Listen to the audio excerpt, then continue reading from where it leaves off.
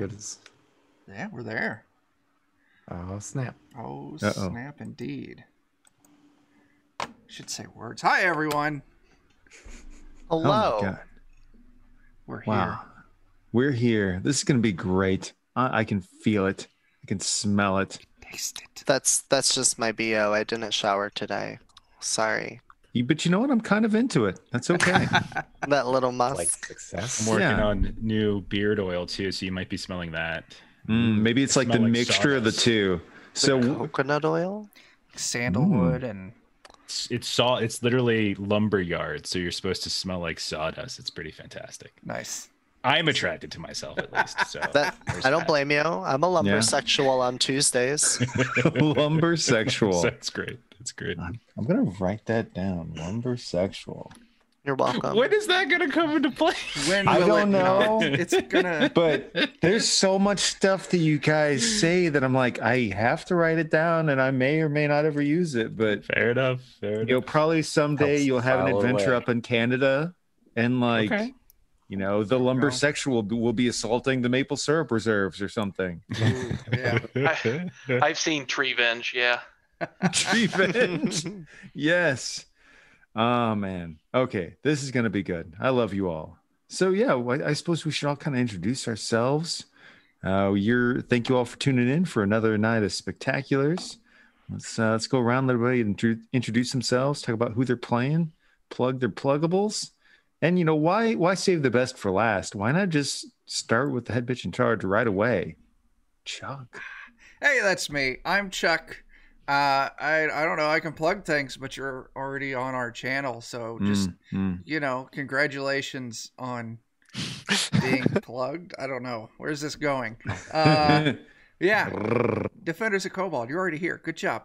I am playing the mysterious stranger, an immortal alien who's slummed around on Earth for, pretty much forever.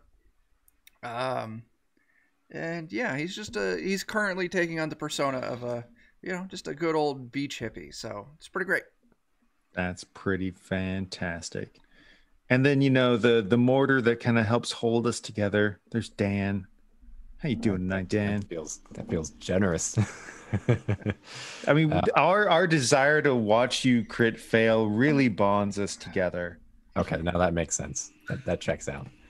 I'm Dan, and I'm playing the recently become Shortcut, officially. Very nice.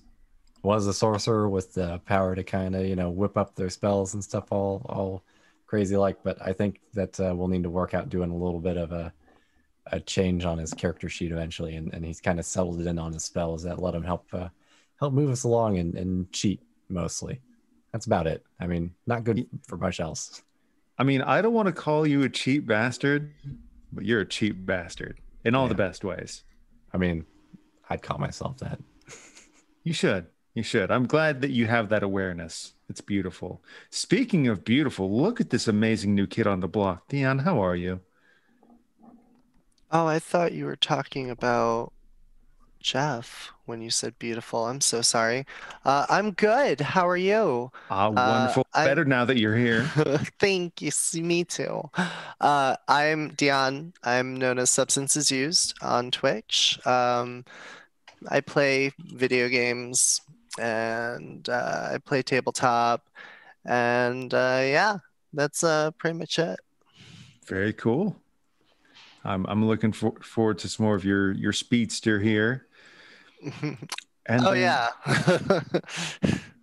I forgot to introduce him. That's okay. Fast Grass, the speedster.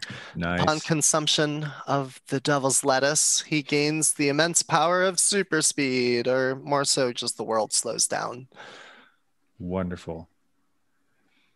And then next up, I'm not going to say it's official or not, but there's been some debate of whether or not Jake may or may not be the illegitimate child of Ric Flair, but he is wonderful. He is the man. Thank you. But for now, I'll be playing a character named Boris Raines Jr., a.k.a. Dr. Karloff, an actor turned occultist who wishes to one day avenge his capture at the hands of an evil talent agency. Awesome. And then, as we often do, we end with the big, beautiful bear. Jeff, what do you have for us, buddy? I'm Jeff. Adventures in Lollygagging. I play various tabletop role-playing games on twitch.tv/the Lollygaggers and also over on Free League Publishing. This Friday is our next game. We're playing Best Left Buried on our own channel. And then on Monday, we get back to Alien with some of the fine people that you see on your screen, none of whom blew up a ship, but I think all three of them, or no, all two of them. Sorry, all two of them, because I'm one of them. What am I talking about? All two of them don't even know that their ship has been exploded. So it'll be fun. But I am playing Barry Grant, who formerly was the missing link and has become the Hellhammer after a jaunt through hell and the acquisition of powers from Santa Claus. And who is currently on the run, sort of, or in hiding after murdering one of his Carney faithful after being baited by a demon that had inhabited said Carney. And now I'm a little bit of an outcast. So that's Yay. Barry Grant, the Hellhammer. Yeah. I'm excited.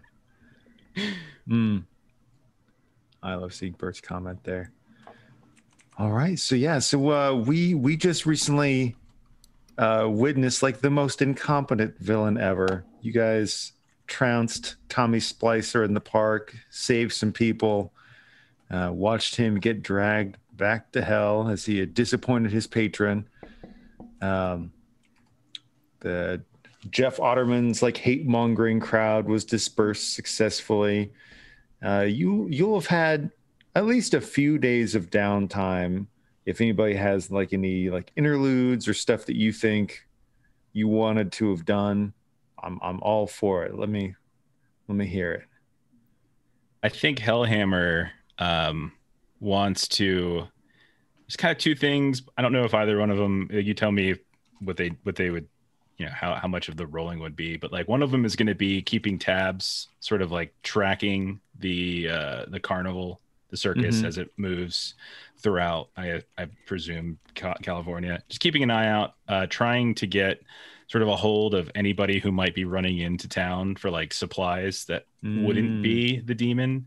Just trying to kind of corner them, and also doing some. This is tough for Barry. Some occult research into how to perhaps exorcise demons from people, that kind of stuff. All right. Yeah, I mean, both those sound like viable things to do. You have a personal friend who happens to be outstandingly knowledgeable about the latter. Indeed. The former might take a little bit of work on your side. What sort of skill do you think you would want to use towards that? It's not that hard necessarily to track where the carnival is going. You know the routes and you know all that, but trying to like find and isolate somebody who's running into town for a run. I was thinking more difficult. Size someone up as sort of assessing body language and behavior and tracking them and making sure that it aligns with the person's personality that I'm aware of, or if there's like any signs of them like behaving differently. Like now that I know what to look for, the fact that this person's a little, that if the person's like inhabited by the demon, I figure they're acting a little differently. Like I might be able to sort of start being able to anticipate who might be possessed. I could help you with that. I could just go be a cat at the carnival and just keep an eye on things for you. And, I would love that. Yeah. Okay. Well, cool. Yeah. You can do like an observational test, and then Jeff can also do a size someone up, and we can do both of them all. Can we do, how about, can this work? I might be able to like from a distance with like, whatever, or, through portals or I don't know, something, try to size someone up to see who the demon is in currently so that I can help kind of the mysterious stranger know who not to linger around. You know what I mean? Okay. So maybe we'll do your first. I guess I'll let you have some binoculars. Fine. Okay. I feel like we could buy those, right? Probably. They're just Coke bottles from Skankles or something. Oh, well, if you're going to call out Skankles, that's a freebie. Go. Okay. All right. So here we go. This is the size of it. See if I can identify who the demon is currently inhabiting. That's a total fail with a 91. I have no idea who. It's totally really wrong. hard because you know what? You're trying to look for somebody who's acting a little bit off, and then you realize, wait, I'm watching carnies. Mhm. Everybody is off. Off is just their Off. That's the the modus norm. operandi, you know? It's Off is on for them. they don't have an on switch. They're just off all the time. Pretty much. I don't know. I can't help you out, stranger, but maybe you can I don't know, just get an eye on there's more than one of them or just one, or I don't know, but there's good people in there. I know that. I know there's good people still. So yeah, I couldn't lend it. I couldn't really help. I'm here, but I'm almost like dead weight, unfortunately. Okay. I mean, it's hard to do, especially at a distance, and that's going to be real awkward. Yeah. Hey, Ashley, thanks for those bits. That Oh, means yeah. we get a hero point. Hero point, yeah. Hell yeah, that's amazing. Nice. Have it primed for our next encounter. Mm-hmm. And you can spend them on skill checks whenever you're doing your interlude too. It just means you'll be down a little bit whenever you come into an encounter. I'll pass on that. So much of what I do is dependent upon hero point generation, so That's my fair. strike. You know what I mean? So it's kind of nerfing myself if I don't have hero points. That's fair. So the mysterious stranger turns into a cat. Yeah. Oh yeah, we'll just make that a freebie. You're not doing that under duress. But yeah, you get into the carny grounds. You know, you see like one dude's already halfway through his bottle of whiskey while he's setting up the ferry or the merry-go-round. You know, you can clearly see like there's a bolt falling off and he like half-heartedly twists it and meh. You know, just the highest tier of safety standards here. Yeah, there's Seems plenty of stuff. right, You yeah. have like your little lean-tos and stuff out and Yeah. around where people. Yeah, I just want to, scout around, see if I can find someone being demonically sketchy. Okay.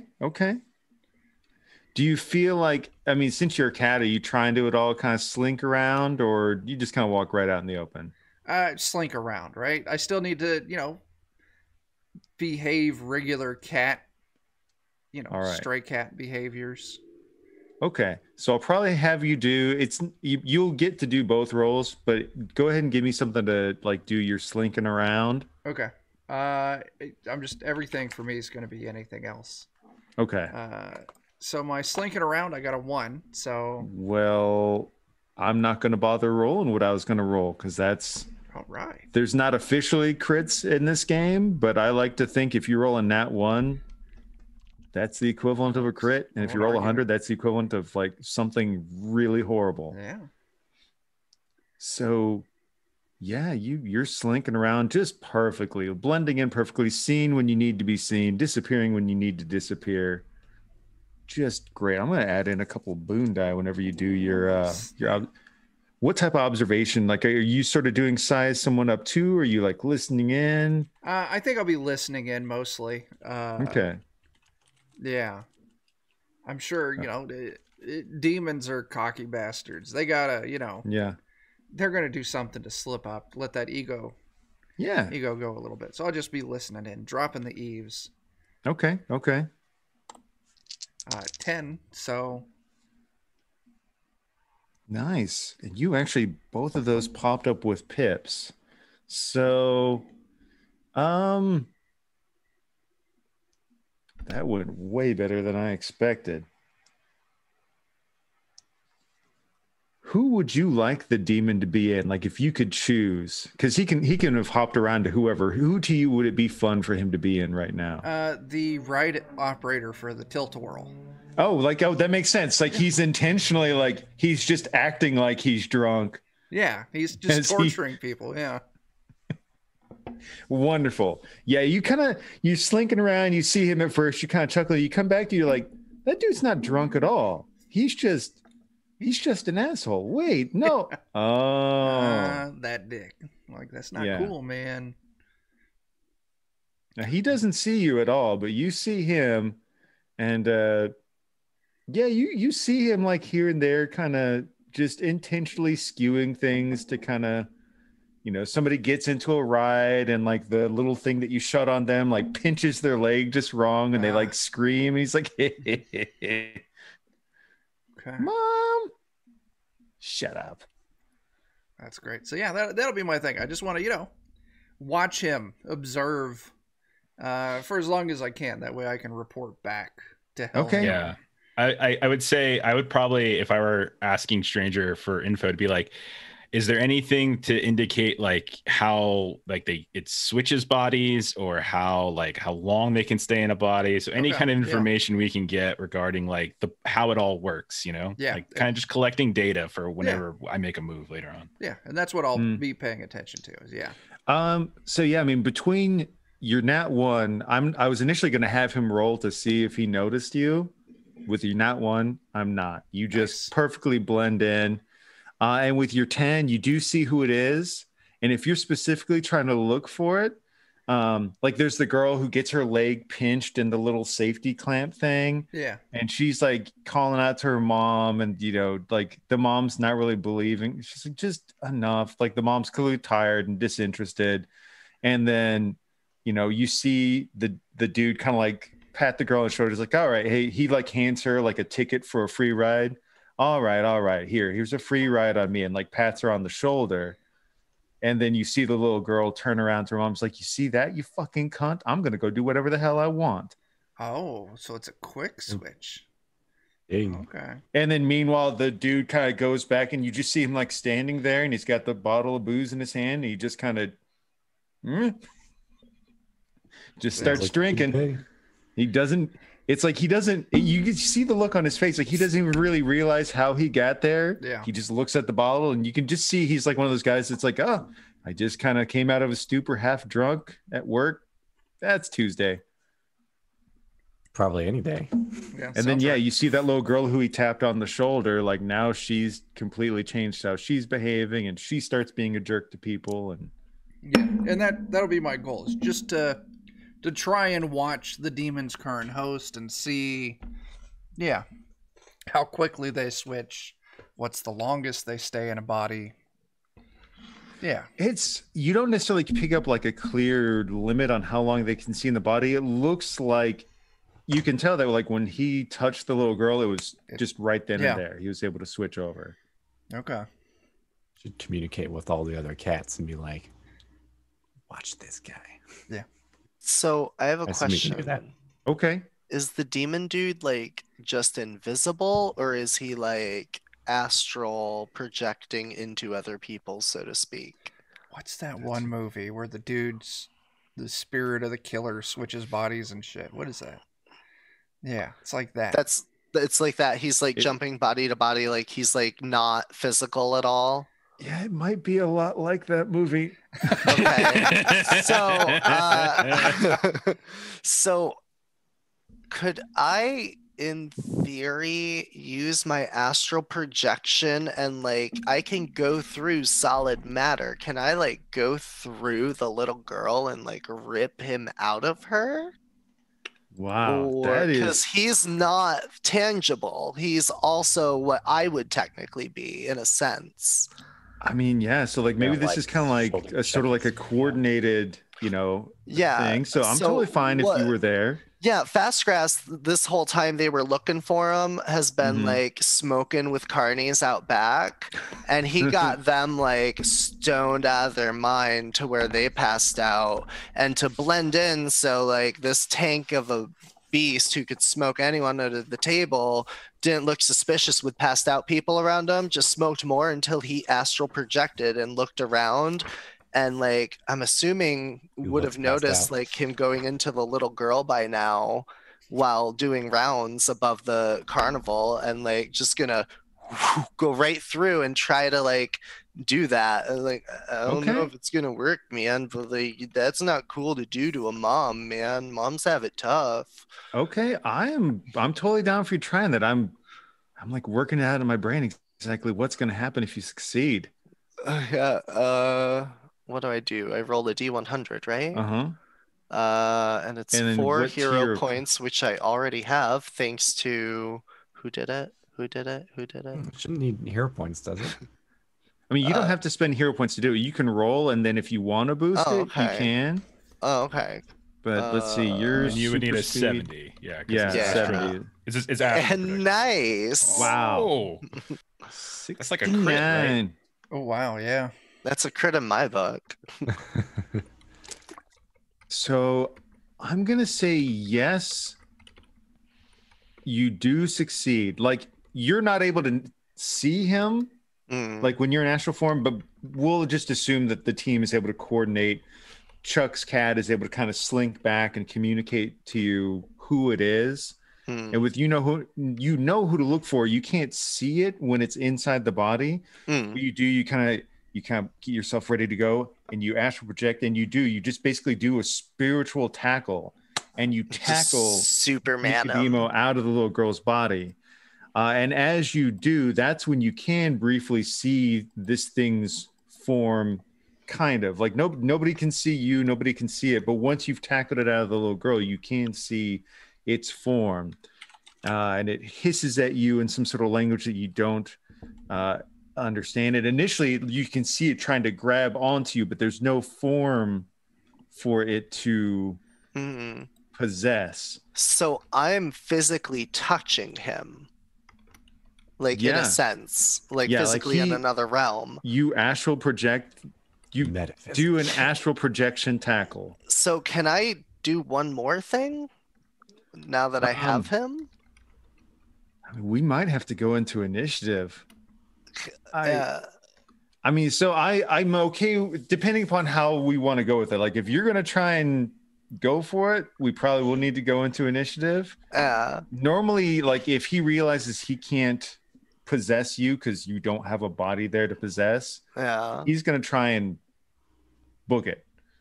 Yeah, so I'm gonna hurt him. Yeah, I can't help you in this either because Well, he can't touch me. I just noticed he can't touch me, but I can touch him. So I'm gonna go for it. He can't possess you. He does touch your form, but okay. There's no body there for him to possess. Well, you know what? We're just gonna do this real quick, and then I can always just zip back to my body, and it's not like he'll see where I am. So that's true. Like I said, I'm all for it. And I just want to give him a good 1 to a million. You know what I mean? Like, you ever see JoJo's Bizarre Adventure? Mm-hmm. Yeah. When he punches them? We're just going to do that. Just... Wonderful. So, super speed to do that, obviously. Of course, yeah. Oh, look at that number. Wow. So you don't do very much damage, but again, it's a nat 1 is to me like as close to a crit as you get in this game. And it's not so much that you're damaging him, but you've spiritually tackled him and he wants to slip away and just get into another body and kind of slink out. But even though you're not doing much damage, just the rapid fire assault is enough to kind of pin him to the ground in a sense, like he's not really able to move. And you can just see like fires begin to glow in this thing's, it shifts into the faces almost like a skull-like abomination, and fire start glowing behind it as fangs start forming. Oh, it's very irate. Yeah. Maybe it'll take a more useful form for the rest of us to beat up on. So at that point it'll respond, and then I'll poll to see if we want to go into initiative, but it's going to respond to your nail it down. It's going to try and bite you, and it fails. It can't. You're just like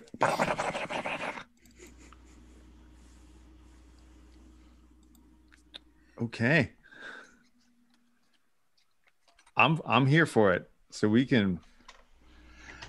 You see that it's. Yeah. I'm sorry. I didn't mean to interrupt. No, you're fine. I'm just. This is awesome. This was not expected. Screw you, Module. I don't need you. Yeah, I was not planning on combat. Yeah. Like, I figured we were going to recon, learn valuable information. Right. We don't know how to kill it, and we don't know whether or not I can jump into other things. So, like, we Seems might like need fast grass is just taking the fight right to him. I mean, I had to respect a good idea. Yeah. Like, I'm impressed. I am too. That was such a good idea. Listen, man, I just didn't appreciate the way he was speaking to that lady. It's fair. That's All right, fair. man. You've got him on the ground. He tried to bite you and he failed. Oh God, I don't know. Let's see. Can I just like hold him until someone else can come up and try something?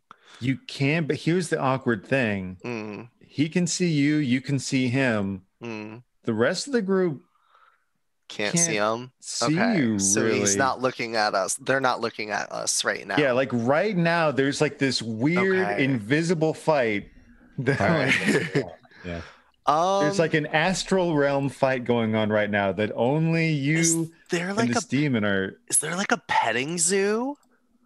Of course, there's a petting zoo, but it's like the nastiest petting zoo, Yeah, full of mangy, perfect. Yeah, it's horrible mangy animals. cats and Perfect. dogs. That really is. What's It's the just like most where we butcher animals to. what's the most pitiful animal there? Spray Which paint is- them pink every now and then. And What's the most put a They're pitiful version animal corkscrew in their that ass. petting zoo? It's the guy working the gate.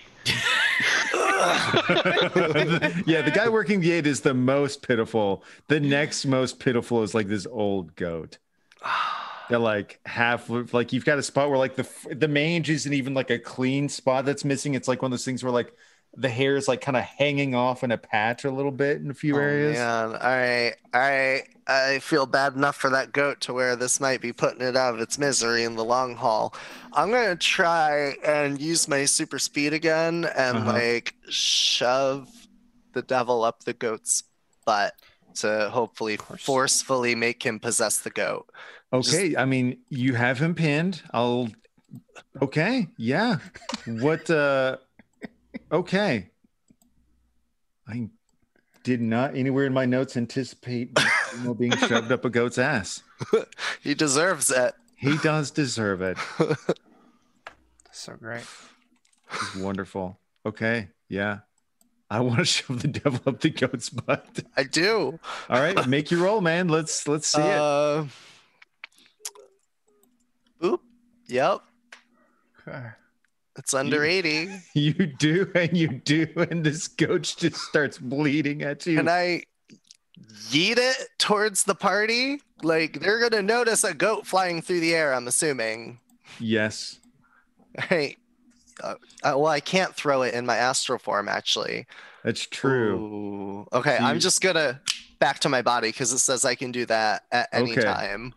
Just gone, back in my body across the circus. Yeah, so for those who are watching from a distance, like I can only imagine what that looked like. Like there's a little girl who just like started acting funny. Now there's a goat that's bleeding. The goat bites another animal in the pen. That animal bites another animal. All of a sudden, all the animals are fighting each other. This is wild.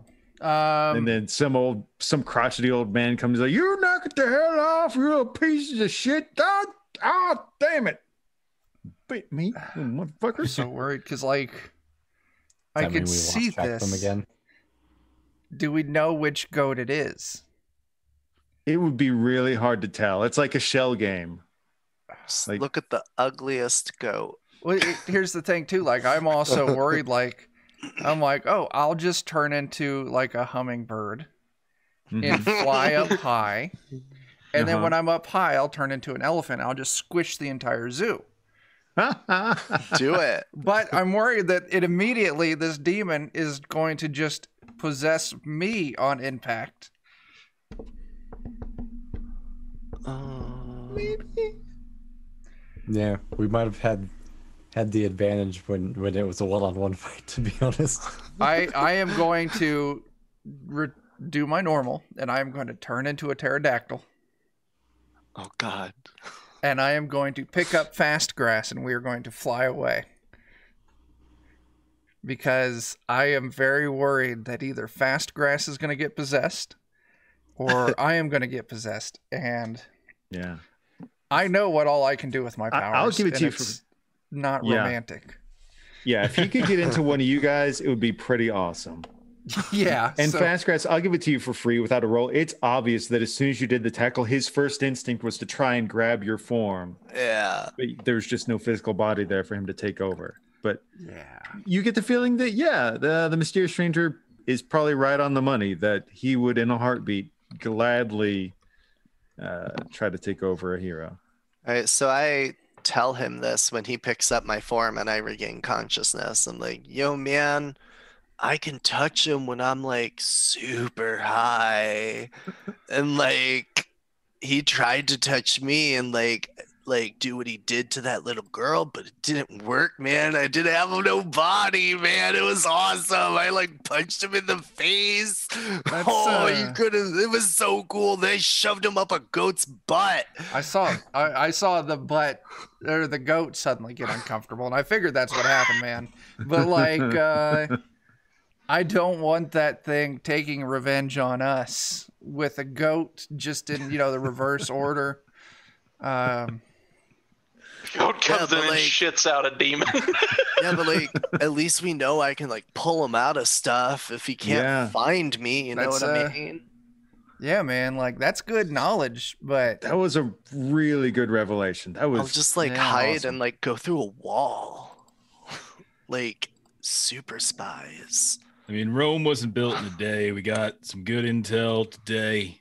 Maybe we can, I don't know, hit the books, talk to Karloff, see if there's something we can use with this newfound info and live to fight and take this son of a bitch out another day. I like that. Yeah. Yeah. Okay. I appreciate two of you coming on out here too. Y'all didn't have to do this. Hey man, Thank you. What are friends for if not like helping you stalk demons in your old home? That's right. I think I read that somewhere, like in a greeting card or something. Yeah. All right. Yeah. Yeah. I can get us home too. One sec. I'm gonna pull out like this beautiful like red sleigh with like all sorts of like flaming decals on the side, and I'm like, all right, hop in, and we're just gonna fly in this like hot rod sleigh ride thing back to wherever it is we're staying. I don't remember where we're staying because we lost our home by Hollywood. We sign. did. Are we staying in a cave? Is that where we ended up? I mean, I don't know. I mean, you guys potentially could have moved back to your old house. Like you had taken all the stuff out of the house, but then you kind of took care of the dude that was the threat. It's up to you. I don't know. If you guys want to be living in that cave, I'm not going to stop you. I mean, it won't be my first time living in a cave.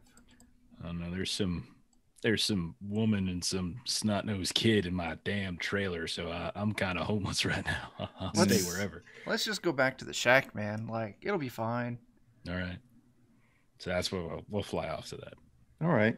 What about Dr. Karloff or Shortcut? Either of you have anything that you think you'd be doing in the next few days? Well, I don't know. I'm mostly just involved with helping other people do things. You know, portals and whatnot. Okay. I'd be trying to arrange a fight scene between Sensei Patrice Jackson and something like 15 other actors dressed up as zombies. Or maybe they're actually zombies. Yeah, maybe I can help with Dr. Karloff because I could also use some illusions for you. That's not a bad idea at all. So yeah, you need to be dressed up. Patrice Jackson has the skill. There's no need for that.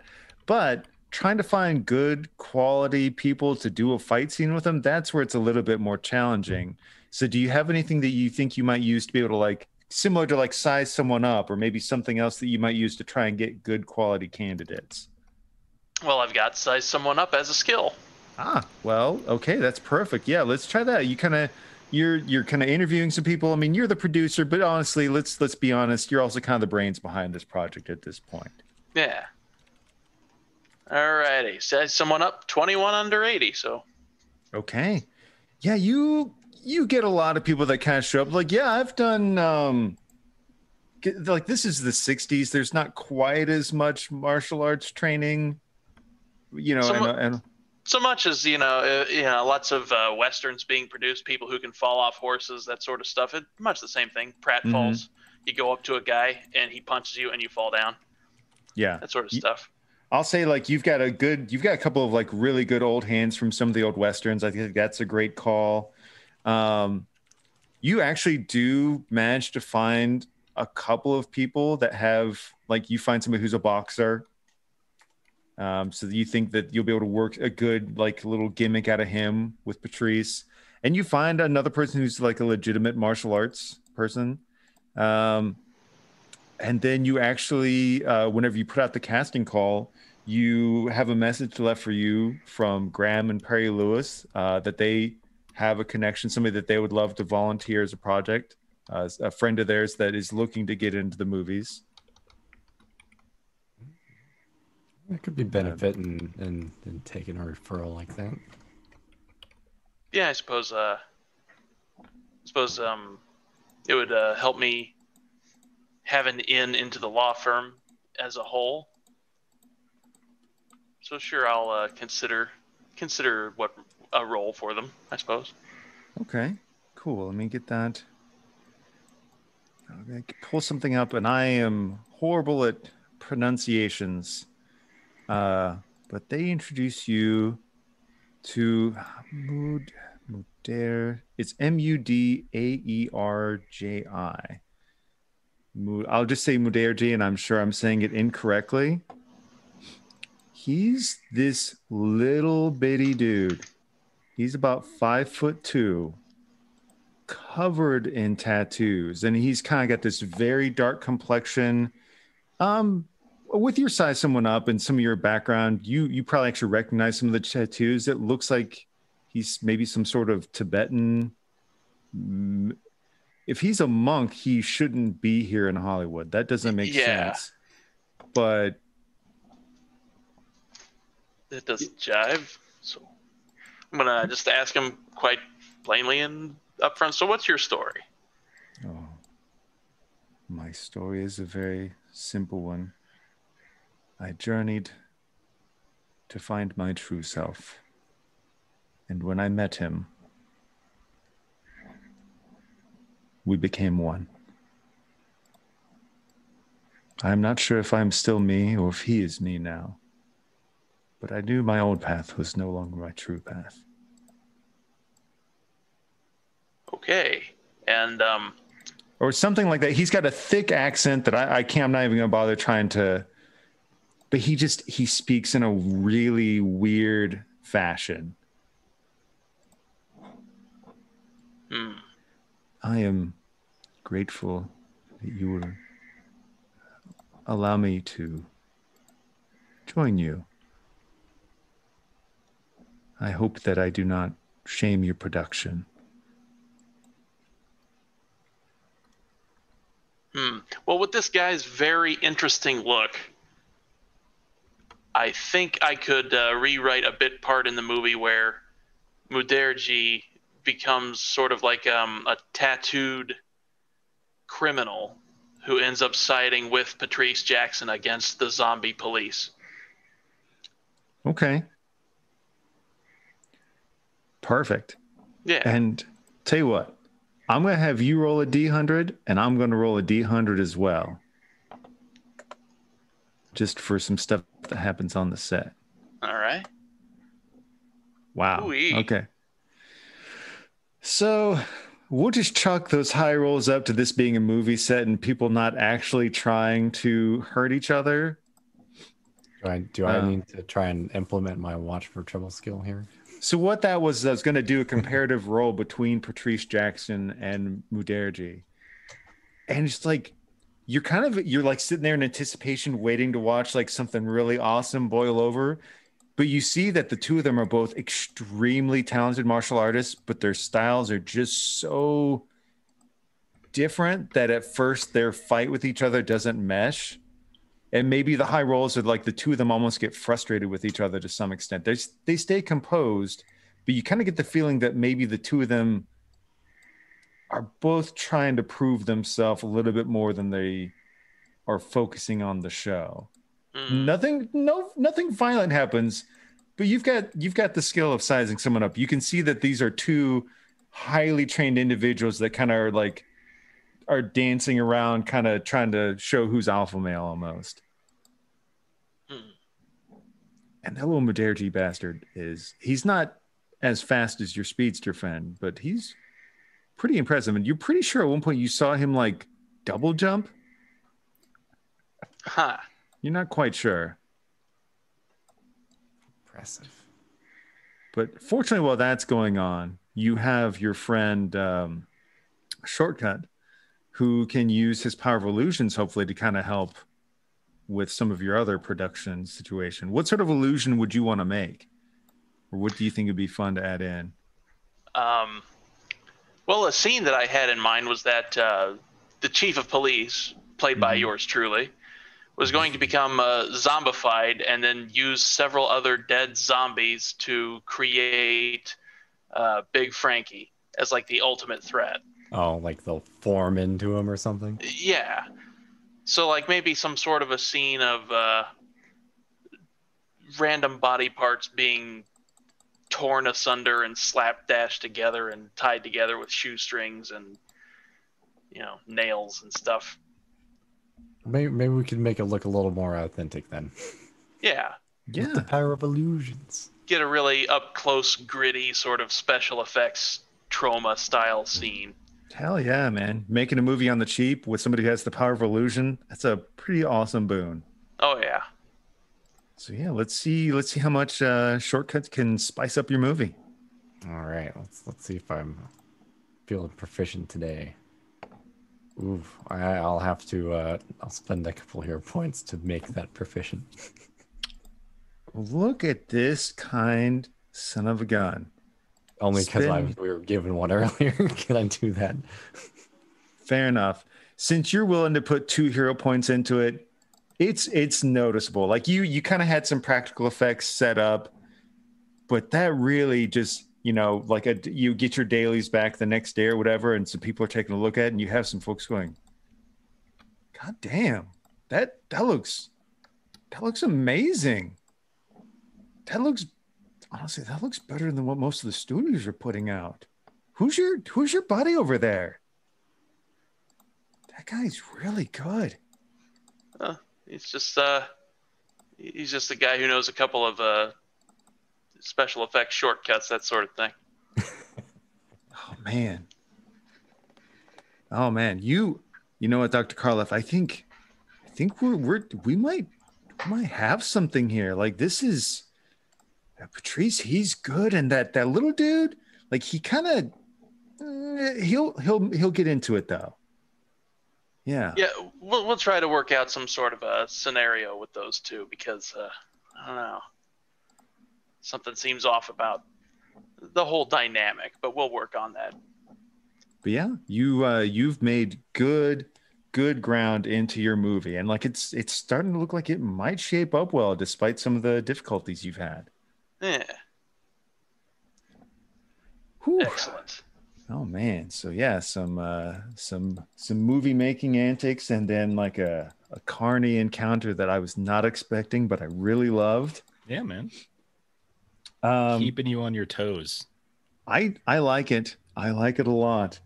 So let's just double down on being weird. You guys, later that night, you're having a couple beers, having some dinner, talking about your respectively strange days. When there's a knock at the door.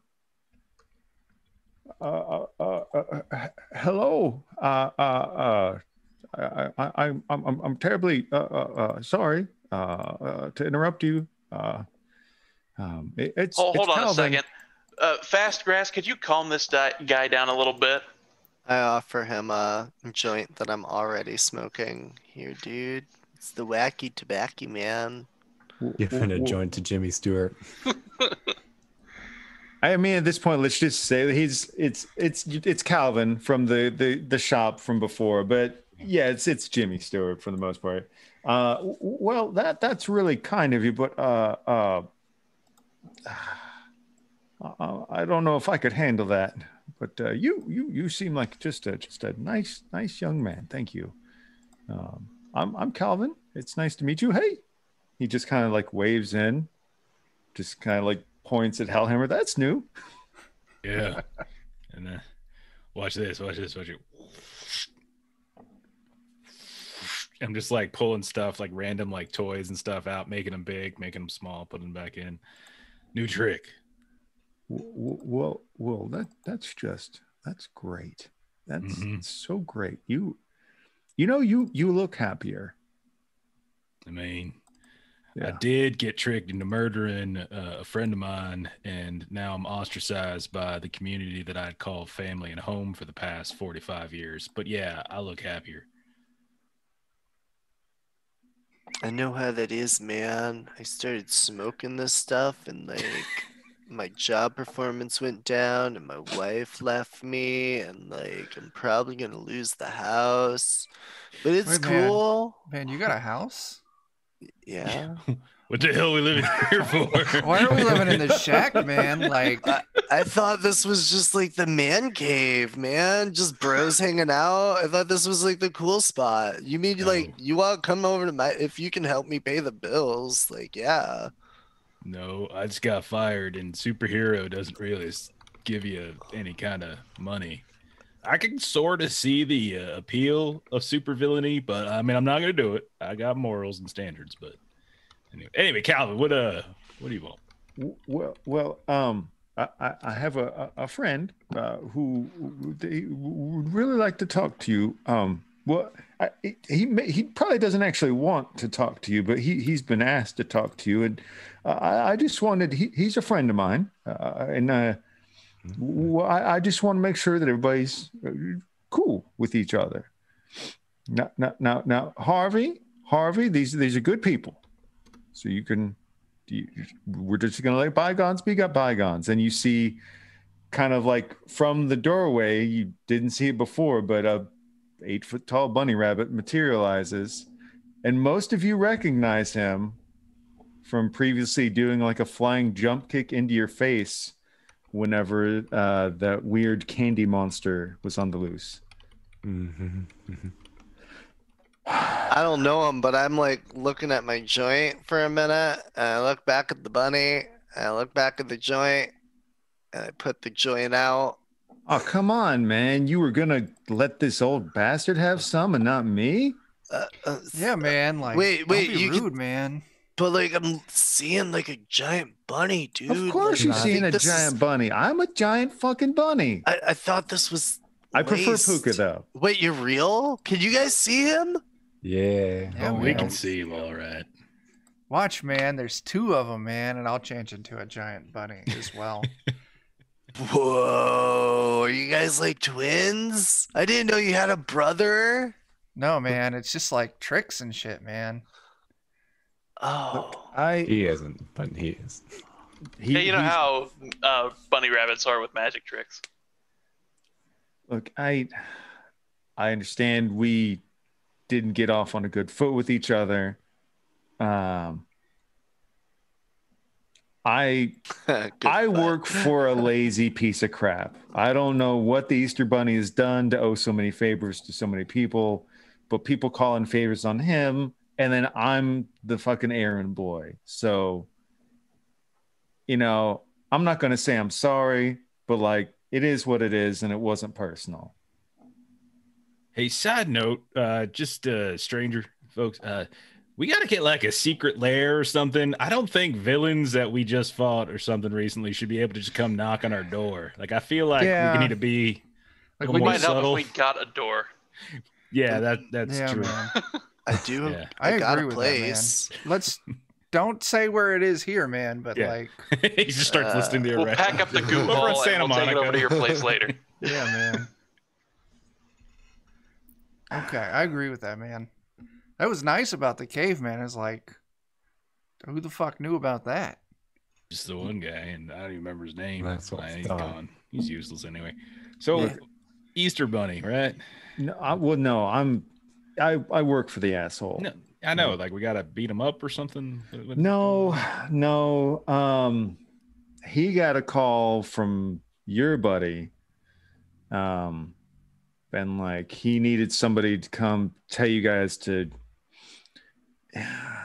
fucking I can't believe I'm saying this bullshit, but like apparently Santa has dire news for you and needs you to come to the fucking North Pole or some bullshit. Oh, no wonder he found out where we are. Santa sent him.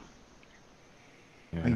He sees us when we're sleeping, so he knows where we are. Yeah, look, hey, Santa's a son of a creepy, bitch and man. he's a little bit creepy. Yeah, I agree. Yeah. He's creepy.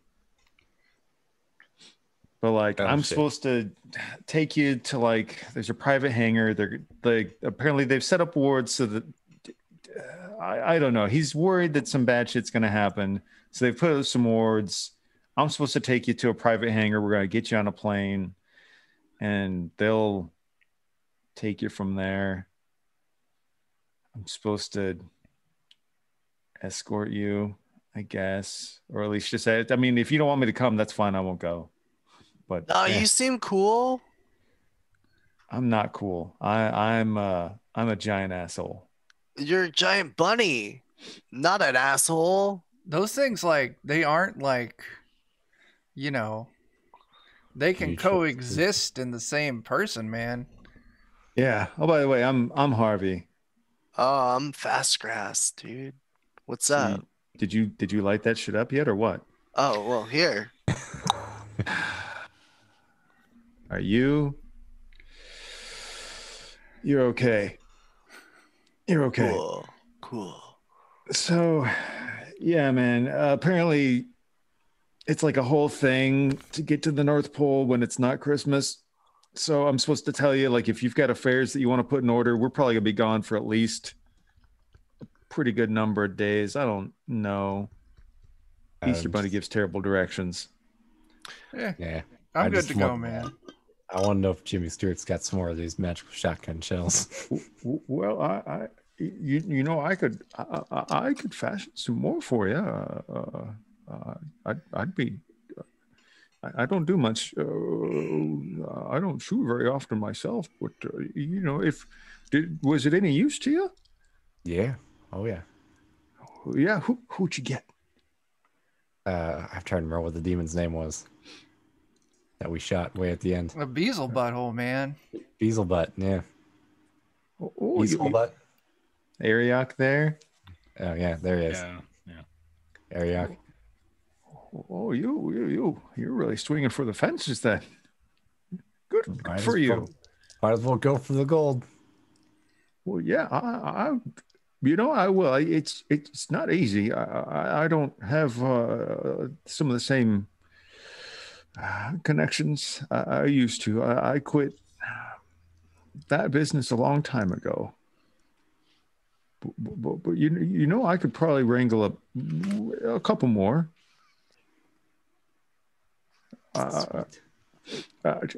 Harvey, they don't need me up in the North Pole, do they? No, just you've been through enough, Calvin. Just yeah. God damn you! Why are you so fucking adorable? Just stay safe, Calvin. Stay home.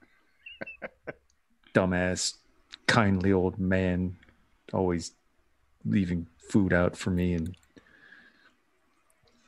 That guy's such a prick. Like he passive aggressively guilts you into liking him with all his like warm, fuzzy kindness. The fucker. Yeah, man. That checks out. Well, let's, you know, like, no time like the present, man. Let's make like a tree and get the fuck out of here. Sure. It works. Yeah. That's right. Okay. Answer. Don't Okay. think. Just agree. Yeah. Okay. All right.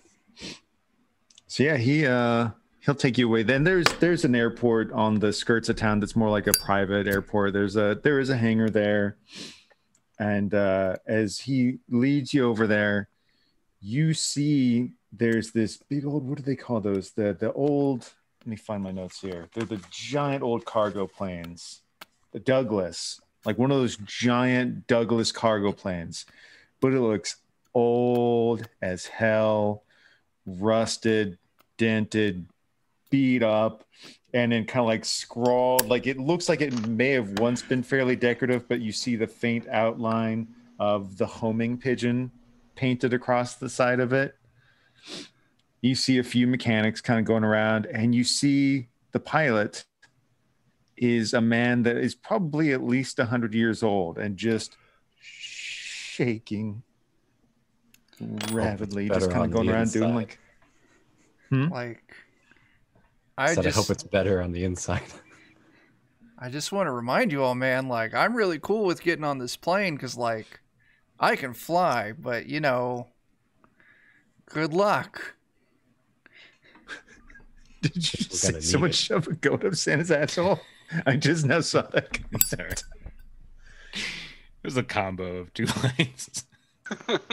I never had an intention of it being a kid-friendly game. Things just went weird, and then I leaned into it. Those are just your Pushed games. back. Those are just your games, Jeremy. Don't say anything different than that. Yeah. Only in Okay. your games do we have people just Cthulhu. That's all I got to say. I've never had anybody climb up anybody's asshole, anything's asshole in any of the games I've run. Just saying. And yet here you are. How many times have we done it in less than 1 year? A lot. More counting them at all. More is- than one. counting them at all is too many. Yeah. Okay. So I think I heard somebody say they wanted to check out the airplane to make sure it was like not going to fall apart on them. Yeah, it's got duct tape on the wings. Yeah. Yeah. Okay. Yeah. I'm cool with that. Yeah. Anybody who wants to kind of check stuff out, or the old man, it doesn't look like he's trying to be rude. It just looks like he's very like hyper focused on what he's doing. You've got various mechanics, and you've got your standard stuff you'd expect. Like you've got a couple baggage carts. This isn't the only plane here. You've got like one of those mobile staircases that's going along the tarmac. I mean, is it the only one that looks like this way though? No, it looks like there's more. Like this is an actual airport. It's not like the major airport, but it is an actual airport. There's even like there's a half disassembled private jet over a little ways that has like the engine out, and it looks like it's under repairs.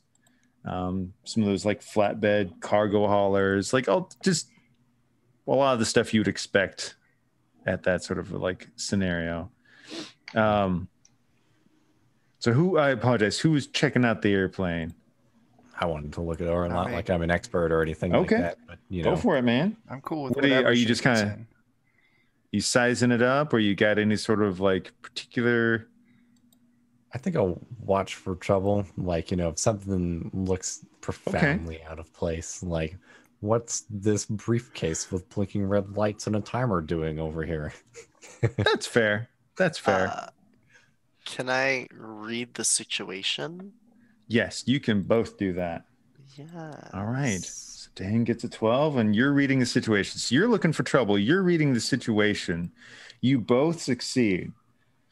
So, Expecting to find anything, but with all this secrecy, so the old man seems on the up and up, but you see that there's another mechanic who doesn't look like he's actually working on anything, and you see him go to a part of the plane, and it looks like he's doing something.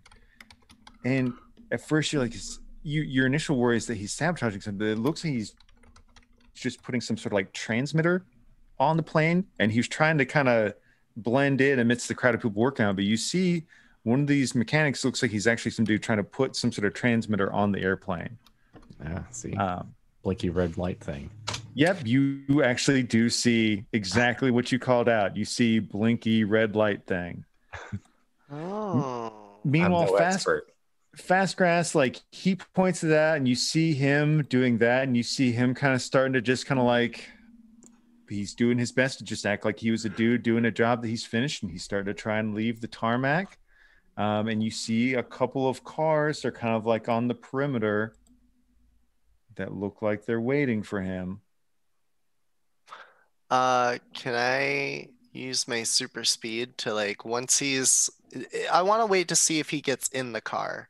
But if he does get in the car, I want to use my super speed to grab the transmitter and put it like under the bumper of the car super fast out of sight, and then like go back to where I was. Like Okay. nothing happened. Yeah, if you do that, like with super speed, there's a chance you could do that without them being any the wiser, which is Can I pump a hero point or two into that? so is super speed your 80% power? Yeah, You'd have to put 2 hero points into it. I will plug away 2 of them. That's fine with me. Well, So, boop and boop. so the good news is that raises you push it. So it does. I roll some chaos dice whenever you Mhm. do something like that. There's a chance of something astray going from you pushing yourself that hard. You tire yourself out a little bit. It's not so much damage that you take, but like you maybe you catch your arm funny as the car starts to take off and you plant it. So you take 10 points of damage as you're doing it. But you Okay. do manage to like zip over, grab it, plant it on the car, and get back. And this group of people is none the wiser. So not only like I was anticipating that you were potentially going to trounce this situation, but you just unless you guys choose to, if you go after them, we'll see what happens. I mean, I think it's worth pointing out that they were there and that something happened, once they're kind of out of earshot and stuff. But I don't know that we need to. It might, in this case, be best to appear none the wiser. Yeah. Since you made both your like size someone up and you made your super speed check, I'll give you that you see as he's getting into the car and he's like taking off the mechanic's outfit and you see him start switching into a different set of clothes. You see a tattoo on one of his, like on the inside of his wrist. And it looks kind of like this red cross, except it's not like the normal length of cross. Like all four sides are equal length and they all kind of flare out a little bit. It's probably not something that would necessarily be immediately obvious to you, but if you describe it to your buddies, there's a very good chance that one of them will be aware of it. Yeah, I'll describe all that definitely. Be like, yo, there was like this like weird tattoo, and it was like a long cross, like both ways, and then like it went out. Which for Dr. Karloff, that's just a given as an occultist. Probably a lot of people that aren't occultists would know it, but that sounds a lot like the Templar's cross. Yeah, so... It was also red. They hate Santa. Yeah, maybe they think Christmas is heresy. They just want to kill Santa and everybody associated with him. I don't know. It's hard to say, but yeah, it looks like they're trying to plant some sort of tracker so that they could get to the North Pole. Bizarre. Well, sounds like their plans have been foiled, at least for now. So. Yeah, and honestly, at the moment, like it's gonna be at least a little bit of time before they realize. And by then, we'll be long gone. So yeah, I'm just gonna. Oh man, I had all this stuff set up for a potential like. They were like into the trash it goes. Oh boy. I had oil barrels that I was gonna have explode, and like potential private jets that could have like grazed you, and just. You know what, Jeremy? I'm gonna go up to the old pilot. I'm gonna punch him right in the face, just because. See what he's got. I think it crumbles. was covered by your virtual background, but I believe I just saw you taking a set of notes and checking them. I just flipped past a page. Okay. And you know what? I'm for it. I've got some awesome stuff that happened at the beginning of the session I didn't expect. We're just gonna say screw it.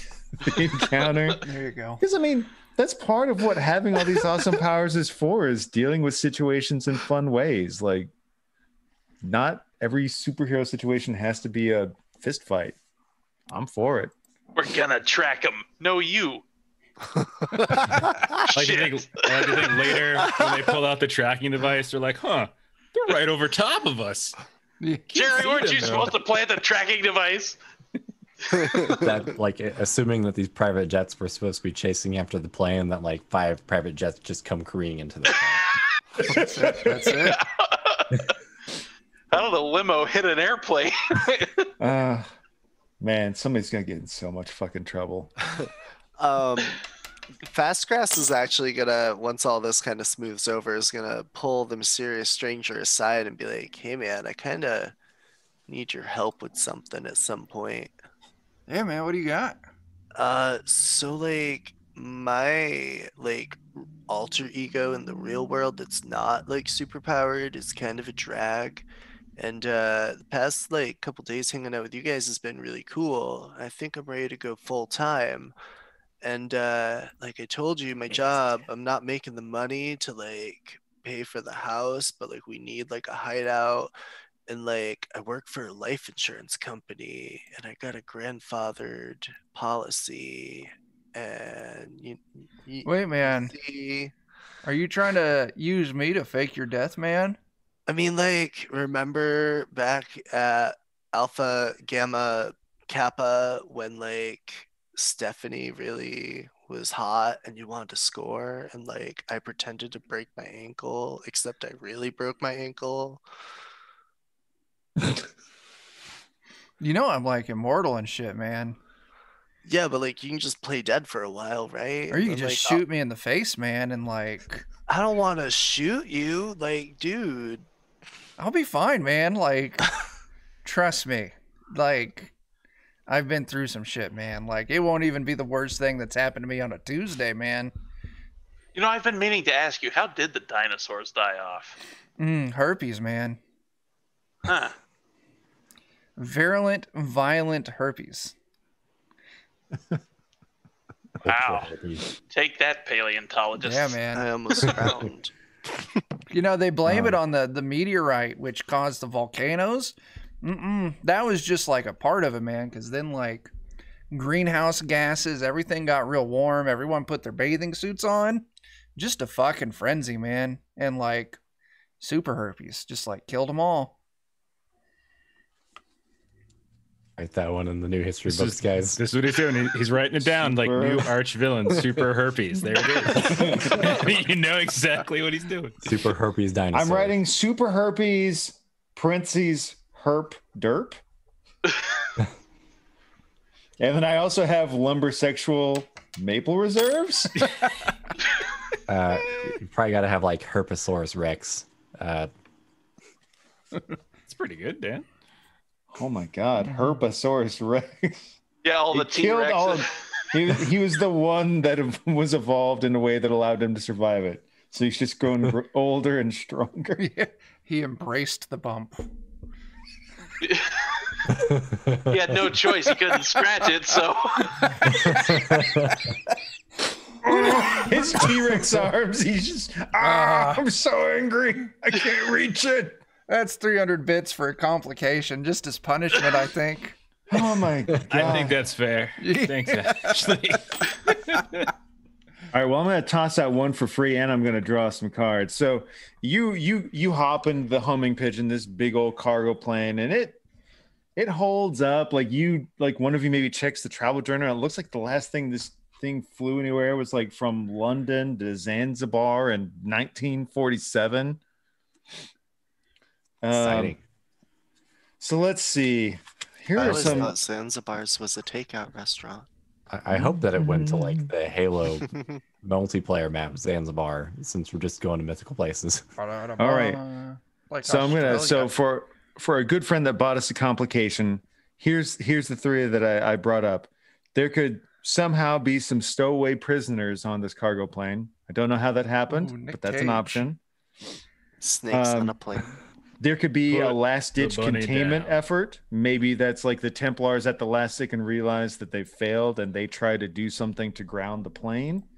Or there could be unexpected natural hazards, like some horrible Super weather event herpes. happens while you're flying or something like that. Swamp gas. So Ashley, tell me what you like, and I'll do it. Help me kill them. Oh my God, a fucking Sharknado. Ooh. I'm sorry for being so foul-mouthed. I was just very excited by that. I love ship is kinda safe it. up there, Yeah, Jeremy. Sharknado. That's like the appropriate amount of BS It is. for us, I Yeah. think.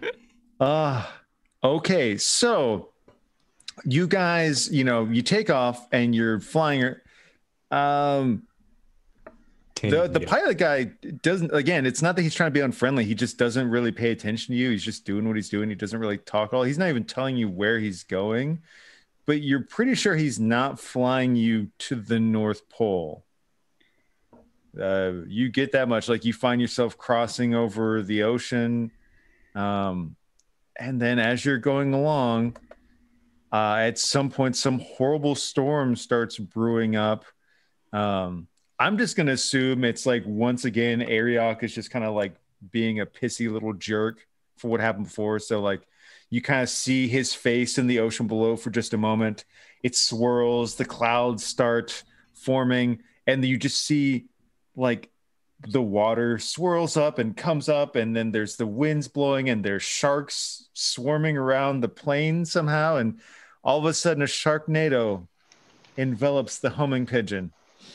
And The latest hit from the Rude, Sharkstorm, starts to play now. it is pretty crazy.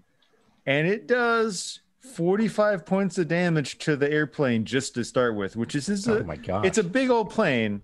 This plane has a decent number of hit points. That's a pretty big chunk of hit points off of that plane. You guys have a difficult situation going on. How are you going to deal with this Sharknado? I would like to leap out of the plane. Okay. I would like to pull out, as I'm doing so, from my coast, just free falling, like Matthew McConaughey from like Rain of Fire, and I'm just going to like get the hammer going with like a big fire axe and just target the biggest, fattest, ugliest great white shark to just smash away. Of course. Yeah. I also put a GIF in the Spectaculars channel on our Discord. It's pretty accurate to what I'm doing. Okay. I'm very excited. So this is signature weapon. And I'll be like swinging. I'll be my own tornado and just trying to take out as many of these sharks. Swinging like crazy the whole time. That's a success. Needed an 80. Okay. Are you treating this like a squad of minions? Pretty much, yeah. Okay. How big's the squad? 10. All right. It's a pretty big squad, but I mean, I know you've got an ability that can go through that pretty quick. So how many would I get just with the attack? You would get 1 for a success. Okay, so I'll take care of 8 more by burning 4 hero points. Wow. Okay, so I'm gonna say there's only 1 more minion, but you know what? Just because I love Ashley so much and that suggestion, I'm gonna say that there's only 1 more minion's worth of shark in the Sharknado, but that there are another 3 minions worth of sharks that have actually they've made their way into the plane. I love it. Perfect. There's some motherfucking sharks on this motherfucking plane. Oh goodness. Well, so popcorn style, who goes next? Let's see. Everyone else is back in. So let's see. Karloff. So I did a quick eaty meaty miny mo. Sorry. You see him jump out, he does that, and all of a sudden a different great white has like burst its way through. I don't think Arcane Scholar covers this one. Sorry.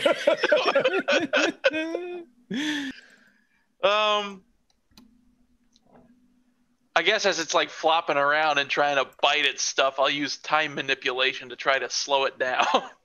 Okay. All right. That'll be 2 under 60. Thank goodness.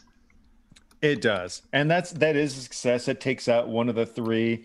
You know, as you slow it down, you know, you're like, I remember like you're supposed to like boop them on the nose or something. So you slow down time and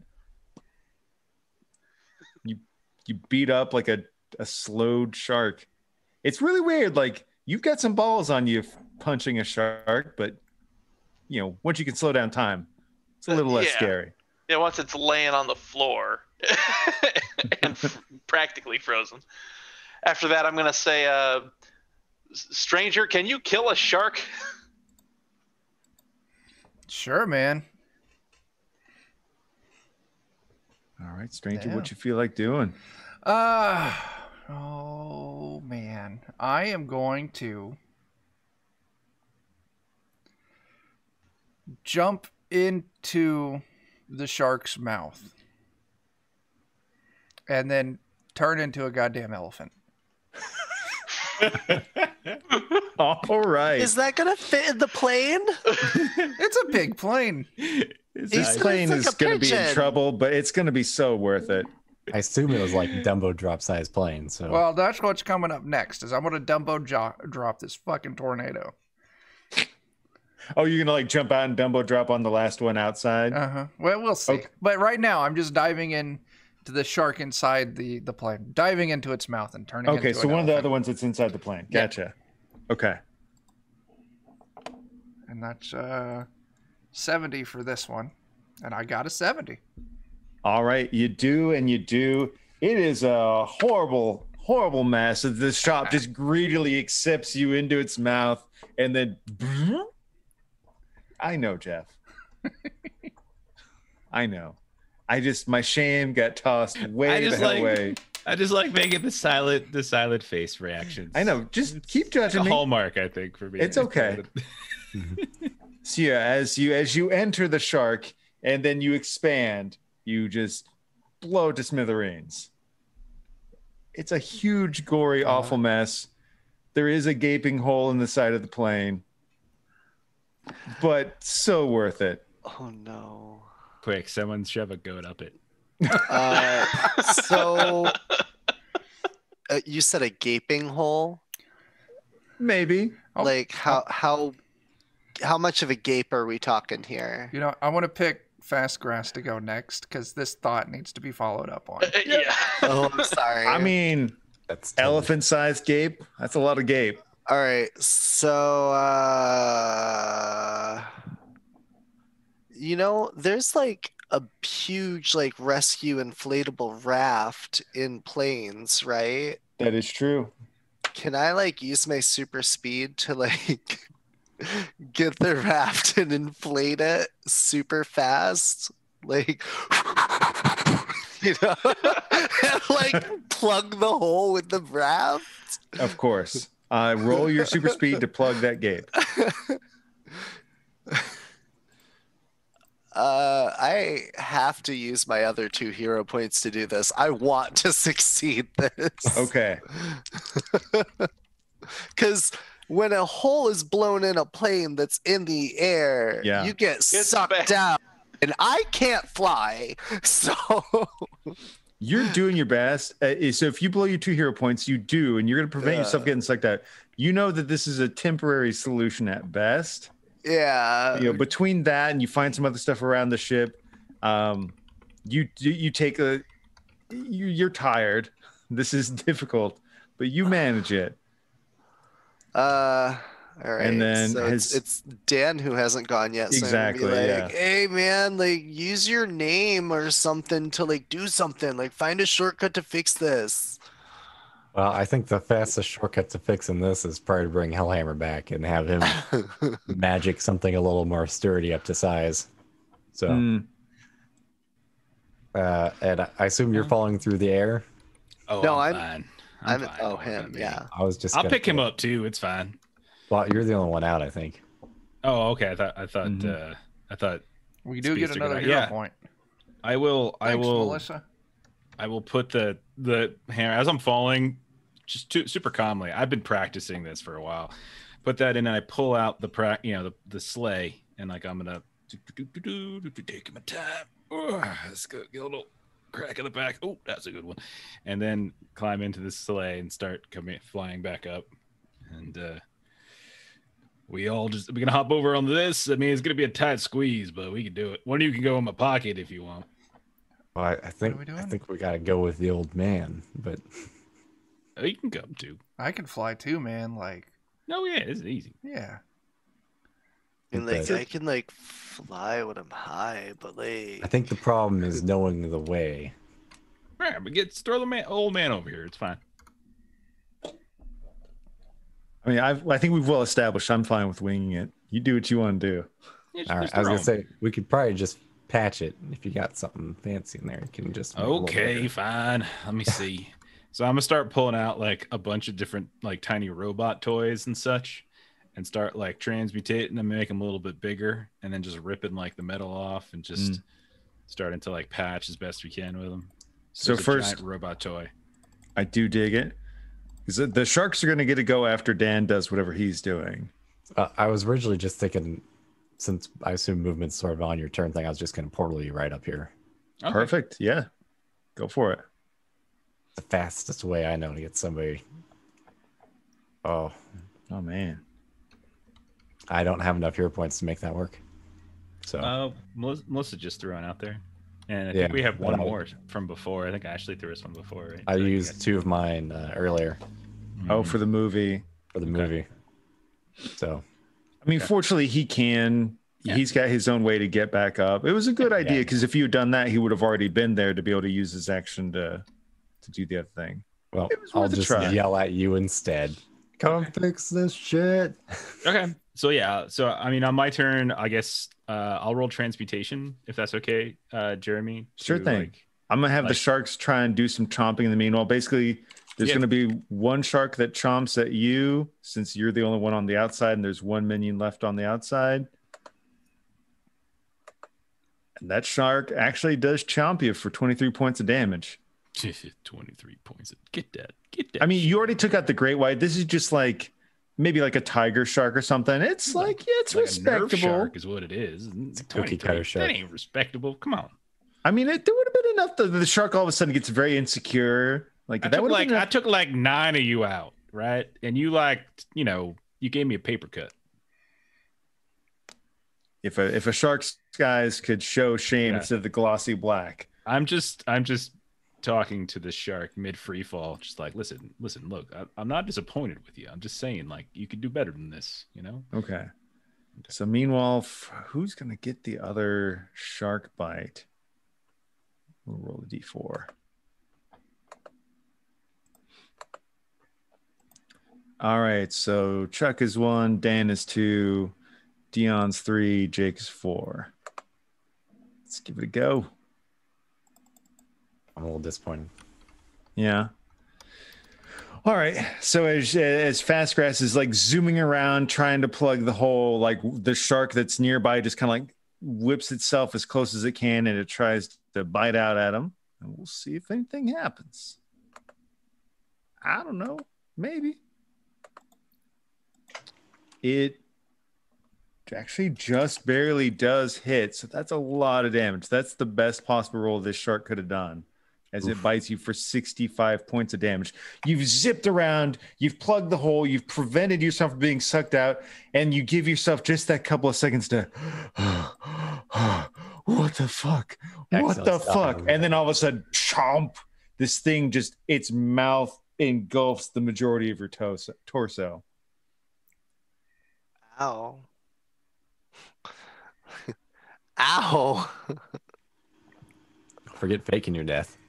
I might like really die. Okay. And so then I think Dan was the last one to go, so we'll let Dan choose.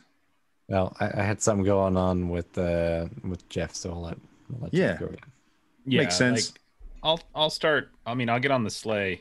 I'll pull the sleigh out, do some transmutation. So I'll try to, like, if it's okay, like in one move, I'm just trying to pull out the sleigh and pull out like a big like metal toy. Yeah. I'll roll transmutation is kind of Perfect. I love it. That is good. Needed a 70, rolled 59. So Nice. You do and you do. Yeah. Wonderful. okay. I don't really know what's going on inside the airplane at this point. So I'm assuming there's probably some screams of pain. right. So I'm just gonna call out, I mean, for popcorn initiative, I'll say mysterious stranger. Just he's leader. So Okay. So the plane, is it going down? No, fortunately, you guys have prevented the plane from going down. There is still a shark inside the plane that currently has its mouth locked onto Fastgrass's torso. Oh, that's rude. It's very rude. Well, Sharks have no manners. in a situation like this, the only thing that you can do is turn into a larger shark and then bite that shark. Yeah. turn into a Sadly, megalodon. I was Wait. thinking this break thing. the whole Actually- plane. I'm just going to use animal manifestation Uh-huh. and just take the bite power of a megalodon Okay. and just go bite the shit out of the face of this other shark. Just as the mysterious stranger. Just a dude. Just a dude Some guy in a bathrobe bites a shark's face. bites the shit out of a shark's face. How's it feel, shark? I How's got it feel? 27, so yeah. You do and you do. I mean, these things are kind of working on minion style rules. So I mean, I don't know if you kill it on just the first bite, but you somehow actually bite through the skull in the first bite. It still thrashes for a bit, and then maybe because you're channeling the megalodon, you kind of go into a feeding frenzy for a second before you really realize it. And you're a good like quarter of the way through its brains before you kind of. Man, like, that's not bad sashimi, man. Yeah. So are all the sharks gone? I mean, there's one more outside. So the tornado's still kind of following you, but it's lost a lot of its juice. But it's still trying to follow you. Shortcut. Yeah, you've gone, right? Not this round yet. Shortcut can go. All right. Boy, I've only got one really good thing to do here, and it's just open up a portal and punch it in the face. Yeah. It's just the one thing that I do. And you do. So that one I'll last do it. shark that's kind of like it, for whatever weird supernatural reason, this shark is imbuing the Sharknado with power. It's waning. You can see the winds are kind of dissipating a bit. And you just kind of briefly open up a portal, like next to you, open up another one next to the shark, and just your hand goes through here. It comes out over there, and you just punch a shark in the face. And it falls into the ocean to go back and tell its other shark buddies, you're never going to believe what the fuck happened to me today. I was just out there minding my own business, trying to eat a child when some demon from hell forced me into a tornado. Then I got punched in the face. Out of nowhere. Out of nowhere, man. All the other guys, they're dead. You got lucky. Yeah. Always He's gotta the leave one one to tell the survivor that would rest. go off and tell all the other sharks to fear you. Right. You gotta leave one behind. Uh-huh. Got to leave one behind to tell the It's tale. just like the cat thing I was talking about earlier tonight, Dan. It's come full circle. Like I do is eat them once. No one will ever mess with you again. Oh, man. There we go. I love you guys so much. I guess I did not. Yeah. This is so much better than anything I had planned. So the trip goes on. It's a long journey because you realize, you're not going anywhere near the North Pole. In fact, after a while, you end up making a couple of stops. You realize you're going towards, you think, wait, India? Or are you going to the Himalayas? Why the hell? He flies this airplane. He never talks to you the whole time. Can I directly ask him if we notice that we're not going anywhere close to the North Pole? I'll just say, I might not have had Santa's powers for all that long, but I damn sure know this ain't the way to the North Pole. What the hell are you doing, old man?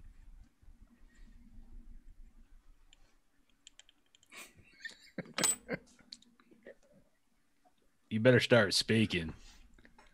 Sometimes you have to go down to go up, or right to go around. What? Okay. Man, I get what he's saying, man. It's like that one episode of like Pinky and the Brain where they had the club on the submarine and they could only go left, man. Like, we'll get there eventually. Or it's different north. What do you mean different north? There's only one north. Well, there's two north. There's this north, there's Oliver North. That's it. Those are the only two. Well, I guess there's Peter North. Never mind. Go ahead. What about that Nolan North? It's Kanye's kid. Listen, I'll just tell you this, old man. You better get us where we're going, and you better get us where we're going safely. Okay? Are you okay with climbing? Sure. I'm gonna go back and buckle up my seatbelt and put my trade table up. And so, I mean, he kind of answers questions here and there. There's at one point he just straight up falls asleep while he's flying. But he wakes up before he crashes the plane. Hey, did we get your name, old man, old timer? Do you remember it? Rudy? Rudy. Does he have a name tag on it? Does he have a reddish nose? Yes. Okay. Oh, so I feel like Hellhammer's gonna start putting. Oh, come on now. This is just all right. But Where's Donner and Blitzen and such? Blitzen got 8 in the War of 52. Oh, man, I fought in that one. That was a rough one, man. At 8? Eaten by what? God damn spider. watch out for them spiders when you go up the mountain. A spider ate him. Mm-hmm. All right, so I'm gonna land you down here near the Himalayas. You have to climb for a spell. Like a big spider or like a teeny tiny spider? It was like some of them are only about the size of a car. Some of them about the size of a house. Right. Lots of funny things up in Lang. Why? Okay, so we're going to see Santa in the North Pole, except we're at a north that's not the north. We're in the Himalayas, and there's spiders. Why the hell are there spiders en route to Santa Claus? Because they live on the Plateau of Lang. And you gotta go there to get to the North Pole. I look over at Karloff. Karloff, what the hell is he talking about? I have no idea. Well, if you know it above board, then Karloff can know it too. Well, Karloff already spent his occult knowledge for the day. I would let you make a roll, in fairness. All right. Let's see. What would that roll be? I'll just make it an anything else roll. Okay. 15 under 50. It's not exactly your wheelhouse, but you have heard of it. It's apparently a place where like there's some. It actually maybe came up while you're trying to look up some stuff about your new Tibetan buddy.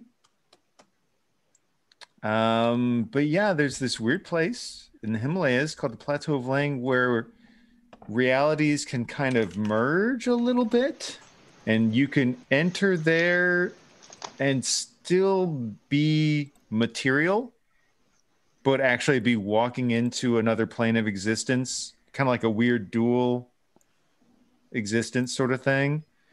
And yeah, there's horrible ice spiders and other stuff. It's basically from some Lovecraft lore above board. Yeah, it's the same sort of ballpark knowledge that would have the King in Yellow involved. Exactly. So yeah, it does. Some people have said it can be tied to the dreaming or weird things like that. So maybe that's, you're like, okay, maybe the reason we're coming here is we have to enter into this place and kind of get into that weird alternate reality before we can get over to the North Pole. Like the real North Pole, Santa's North Pole versus... Because if I have to make Santa a major NPC in my game, you guys don't get to just hang out at the North Pole. No. That makes sense. We got to do the spiders to get there. Shit. Also, it makes sense that if traversing the dreaming is necessary, that would explain why he can see people while they sleep. Yeah? That fits. It's not every day you get to mix Cthulhu lore and Santa. And it Santa Claus is a Lovecraftian nightmare. So when we say he knows crack the case.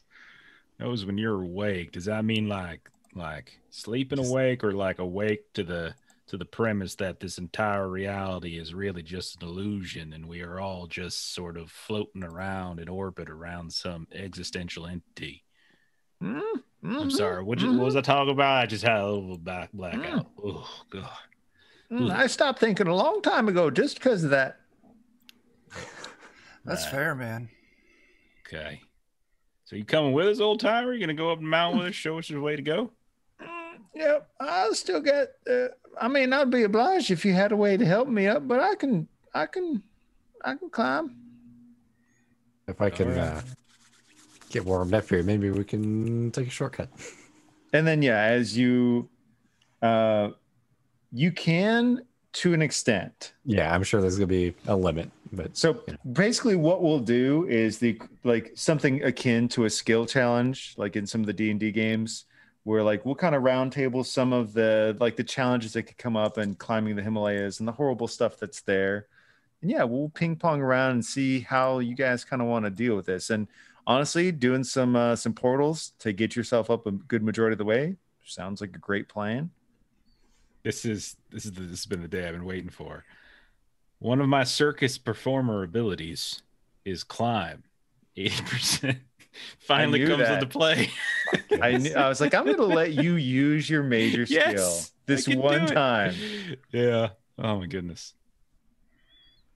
Shortcut opens up the portal, and he's already up there like, "Whew, you coming?" Little hard work, it's good for you. Freaking Yeah. shortcut.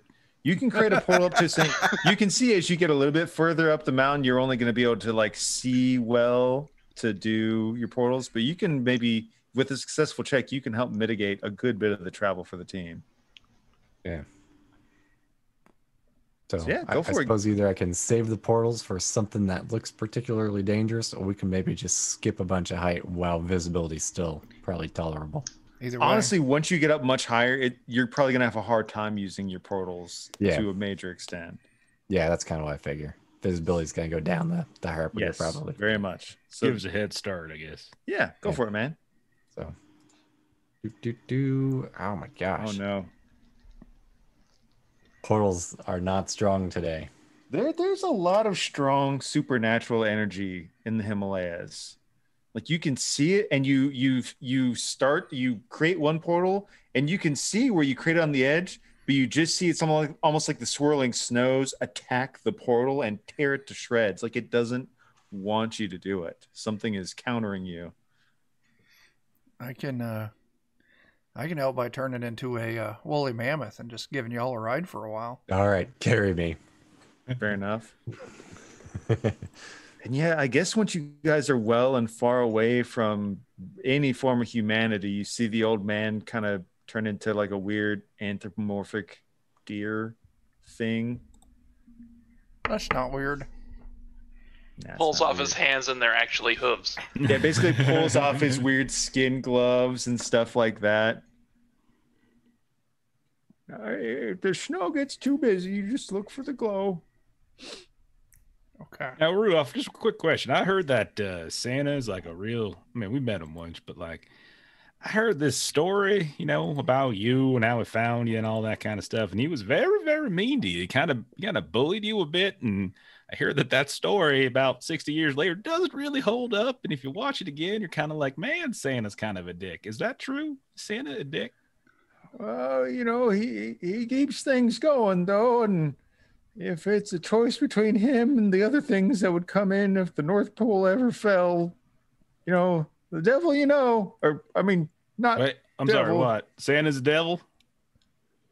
No. What I heard, I thought. Insight check. No. I mean, if you want, go for it. Yeah, kind of. Okay. Is that read the situation or analyze data?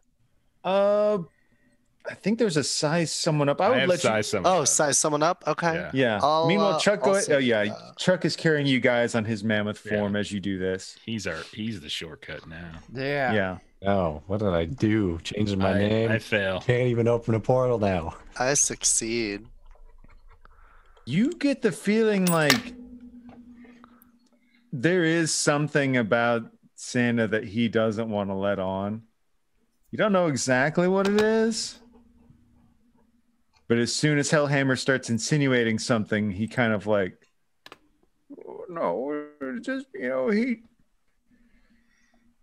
he does a lot of good for the world. You don't have to be a nice man to do good things.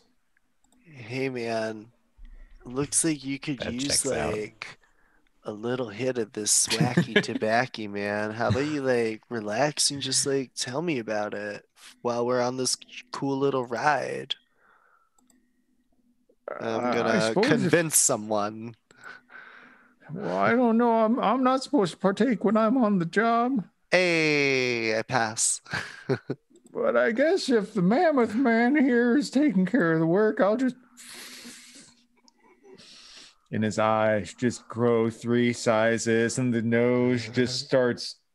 It's almost like a laser beam at this point. Yeah, man, just watch the pink elephants. At which point, Rudolph starts slapping your ass, stranger. Turn pink! Turn pink! I'll oblige. So now you're a pink mammoth. A giant, hairy, pink mammoth. So we've made one of our checks and gotten a little bit of info along the way. You do start getting into some more difficult passes. Your mammoth form is able to take you up a good bit of the initial steps, but as you start getting into some of those windy mountain paths, the mammoth form probably won't quite cut it. Who else has something that they would bring into the skill challenge? If no one else, I can climb up and try to drop a long like rope that might carry. I can always just physically. Yeah, you can climb. just make one. Of But course. if someone has something more interesting, You can start with a piece of string and just That's perfectly viable. And I want you to use your 80% climb. I don't have anything to contribute to climbing, but while we're getting Rudolph you nice and need to climb before you toasty, lower the rope. I wanna try and get him to release some more information to us Okay. as he gets higher and his inhibitions are lowered. Literally and figuratively. Okay. So you know what I'm gonna do? I've got one track that's gonna be it's the skill challenge for just, getting through the Himalayas without something horrible happening to you. I'm gonna make a little side thing here because you guys are just really good at, taking something and spinning it, and I'm up for it. Okay, so we're gonna have like a little sidetracker for trying to pry some information out of Rudolph. So I'm gonna climb up, and the rope I drop. So 64, I made it. Is going to be basically one of those like magician cloths that are constantly tied together, and it's just forever. Like you keep pulling it. I'm just like, here we go. Don't worry, it looks weak. It's pretty strong. Little trick we used to do back at the party, and as I climb for however long you feel good enough for me to climb. It's pretty impressive. Like this guy's, he's got all these weird powers, and you feel like maybe he's doing it just to show off that he can. It's like that Mission Impossible 2 scene at one point where it's like the impossible, like leaping across chasms. And Chuck and I are having flashbacks from Sunday. We did this. Yeah, we did. We did. Oh yeah. Yeah, I made the same reference to Mission Impossible 2. It was great. It's fantastic. Wonderful. All right. And then so Dion, you're saying you're going to try and try and squeeze some more info out of. Yeah, is that size someone up or convince or convince or interrogate or something like that? Convince is probably pretty close. Yeah, I'll just be like, all right, man, like, come on, we're all cool. Like, now that you're relaxed a little bit, like, you can open up with us. Tell me whatever, man. It's not like I'm gonna remember it. I'm stoned. Okay. Yeah, 74 is under 80. Yes. High mental damage is dealt. I don't know if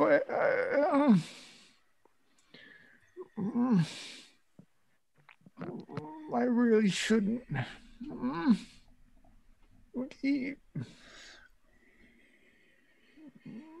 don't want to ruin a good thing. You've moved the track along. He's not quite there, but you're like, I'll forget it anyways. But you feel like it's not so much. You get the feeling between your previous successes, he's worried he's going to mess up a status quo that he thinks is overall for the greater good. I'm gonna keep passing the peace pipe between him, and keep this going. Keep him. Right. Yeah. All right. So we've had Dan. I think it's Jake. I think Jake is the only one who hasn't done a. Well, as far as I think I'll try to help with the climbing. I'll use time manipulation to slow down any adverse weather effects that might be happening up here. Oh, nice. Like just as someone is about to get blown off an edge or something, you're like. Yeah, I'll like see a snow flurry and then just slow it down. Hell yeah, that's awesome. Alrighty. Oof, 80. Well, I'll use the 2 bonus hero points that I got earlier to make that an 80. Make that an 80 with 80. Okay. Yeah. You do. And so you successfully do. I'm going to count that as a pip towards completing the skill challenge. But a chaos pip did come up. As you do that, something about you exerting your power, your magical forces, you see that in the distance, like through the snow flurries that have been slowed down, you see these 8 glowing eyes. Oh no. And then you don't. But you know something has seen you and is probably stalking you now. Oh boy. But you guys have almost made it. Like you're getting close to the end of the skill challenge. You're getting very high up in the Himalayas, but you're getting to the point where like you can barely see 5 feet in front of your face. But each of those eyes look like they were probably like basketball sized. Tremendous. I mean, not a big deal. Everything's fine. Everything's great. Fine. I'll let the stranger know that he might want to see with some nighttime eyes if he's got them, and keep a lookout for spiders. All right. So I'm going to roll a d6. Chuck 1, Dan 2, Dion 3, Jake 4, Jeff 5. And if I get a 6, something special. I'm too useful to live. No, useless. Sorry, kill me. Okay. So yeah, it's gonna, you know what, that makes sense because we've established that they attack, Santa's base operations, that they've attacked some of the other things. So yeah, it's Plus, gonna I'm be probably like climbing up a little higher, probably like putting up lines and stuff as we go. Yes. So as you guys are all doing that, just kind of out of nowhere from the blizzard flurry, a huge, like school bus sized ice spider leaps on our good friend Barry, the Hellhammer, and it hasn't injected you with anything just yet, but at this time it's just leaping onto you, crushing you against the rocks as its giant like mandibles, whatever, just ripping flesh away for 63 points of damage. Good God. Ooh. That's a lot. That is a lot. That's way more impressive than that stupid shark. Is that what it was? Yes. It seems happy with your approval. Mm-hmm, mm-hmm. Yeah, that's a good one. That's a good one. Okay. All right. All right. So that's basically it's go, and then we'll popcorn back around everybody. I'm being lazy with initiative for this. It's not like it's just so much easier. Yeah. I've been doing popcorn a lot lately. Yeah. All right. So Jake, who do you want to go next? Since Barry just got attacked, he would be good to go. Okay. Okay. So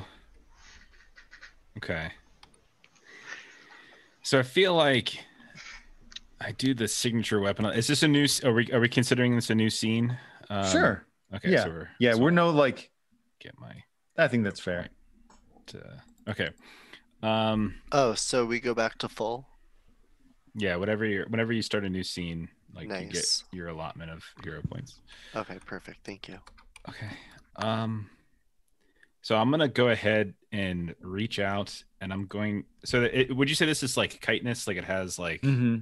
Okay, so I'm gonna reach out to its face, and like, or some sort of, not necessarily its face, but whatever I can reach to that looks like a vulnerable spot. Mm-hmm. I'm gonna put my hand against it, and I'm just going to. What I'm gonna do is I'm trying to transmute so that the chitinous plating becomes like tissue paper, and then I'm just gonna like push right through it, just try to punch right past it. So that sounds amazing. Transmutation, so I'm not just swinging the weapon all the time. That's a success. You do 23 points of damage to the sucker. It's not down. It's a tough bug. I can do 80 more. Would that kill it? Yep. Okay, I'll do that. So yeah, it just takes a huge bite out of you. And I'm thinking like some good like 1980s Ghostbusters style bug splattering. Yeah.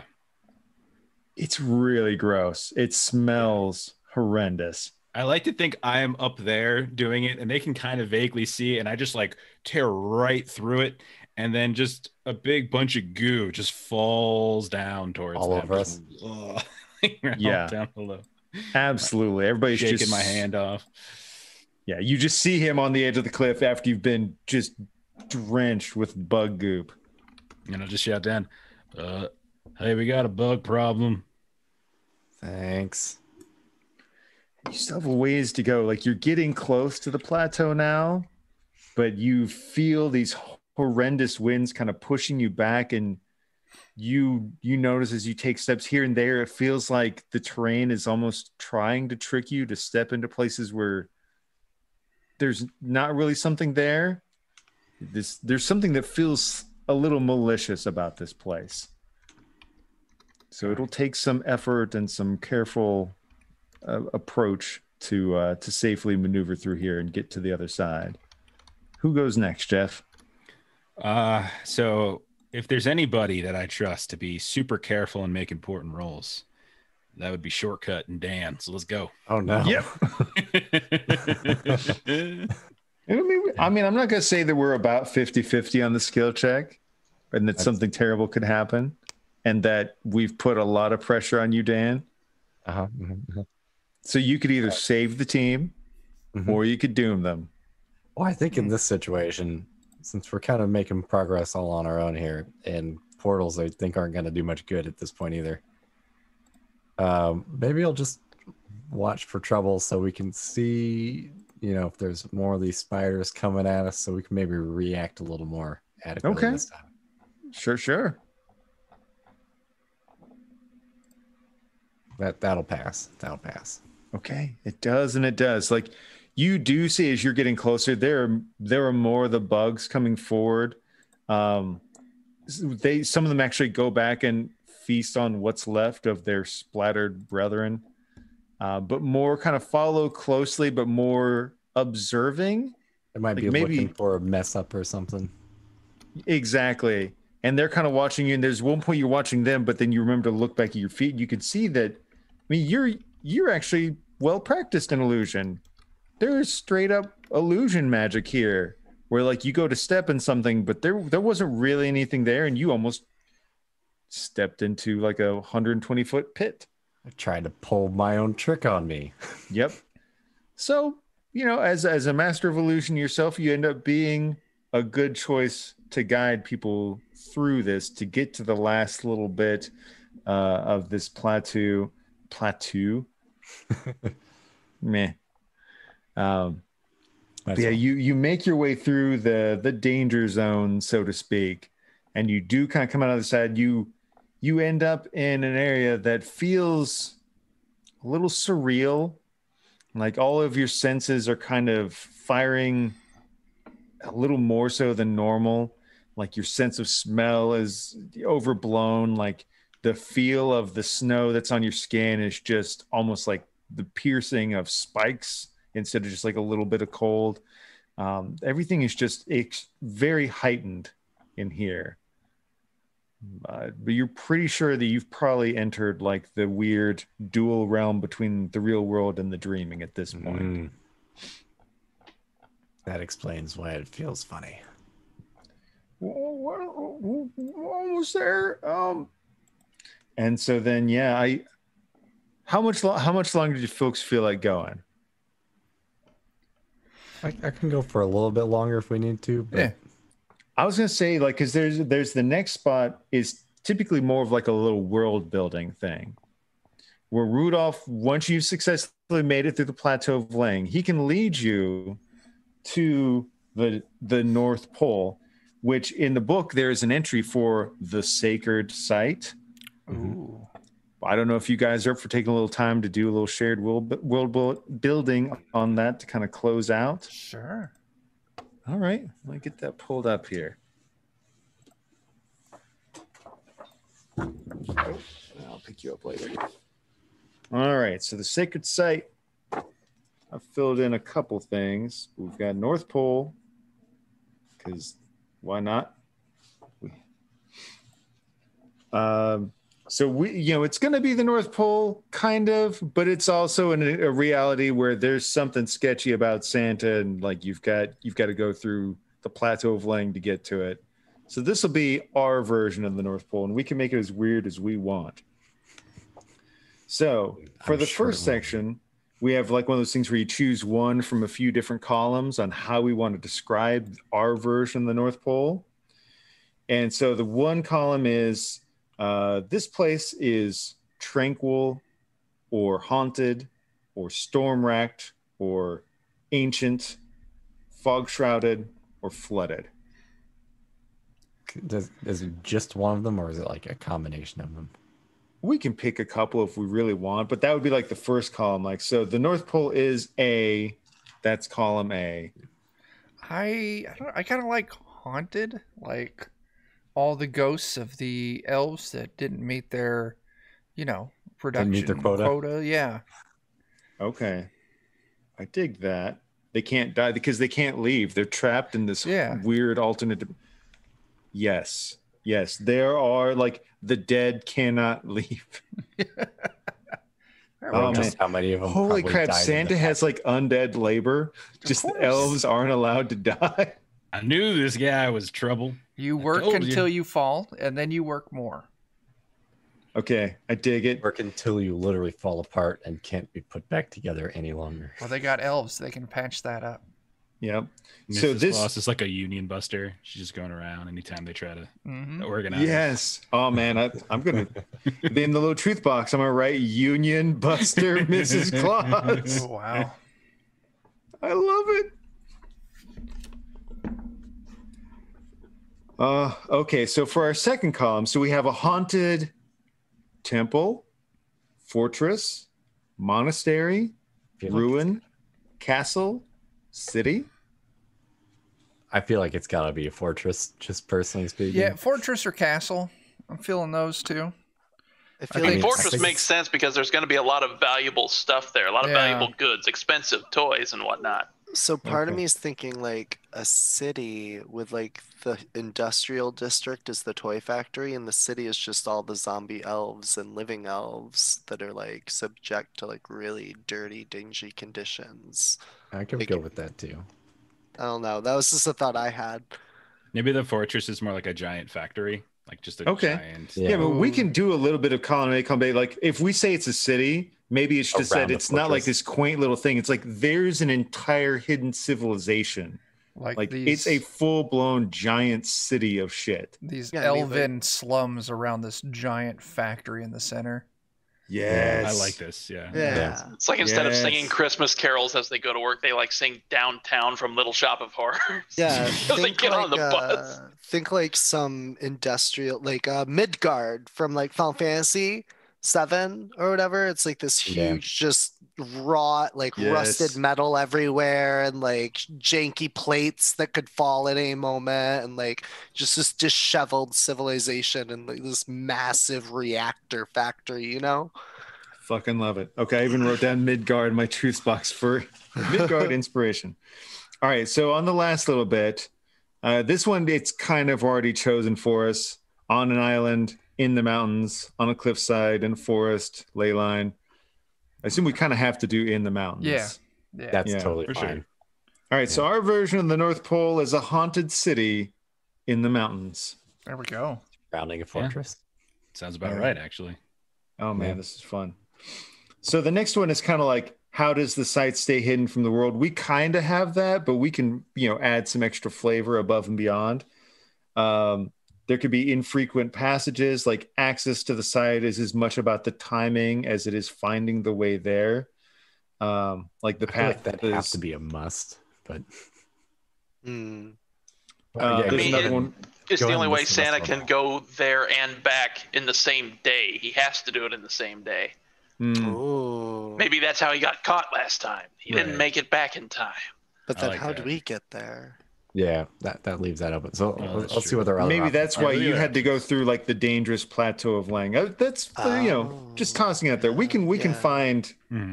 I want to find what you guys feel is fun. I like the 1 day thing though, because I think that harkens back to like delivering the presents in 1 day. Yeah, I like that too. The easy way to get in and out. But if you don't make it back in time, then you have to traverse the crazy spider mountain. Yeah. Speed a mountain. There's other options where there could be a magical barrier, like a literal magical shield. There is shrouded by illusion. It's covered by illusions that make it invisible or camouflage it, kind of like Themyscira. you could say that it's in another world, which it kind of is. Like, so we Yeah. could maybe blend a couple of these. Or there's like a powerful curse that just kind of deters people from going there. Like, kind of something causes you to not notice it, or Yeah. I kind of like, we've already established it's in another plane effectively. So having like the passage is fun. I like that too. I really love your 1 day idea. Yeah. Like, Yeah. that's really fun. I kind of like the idea of also throwing a curse in there. Like if you don't belong in the North Pole and you're there by accident too long, like maybe you turn into an elf. I mean, it's haunted. It's like, you wake up one day and then you just find that everything's a little bit bigger. Yeah, and you're just going to work, making some toys. Oh, heck. Or maybe you can't get there if you don't believe in it, which is why Santa only delivers toys to children.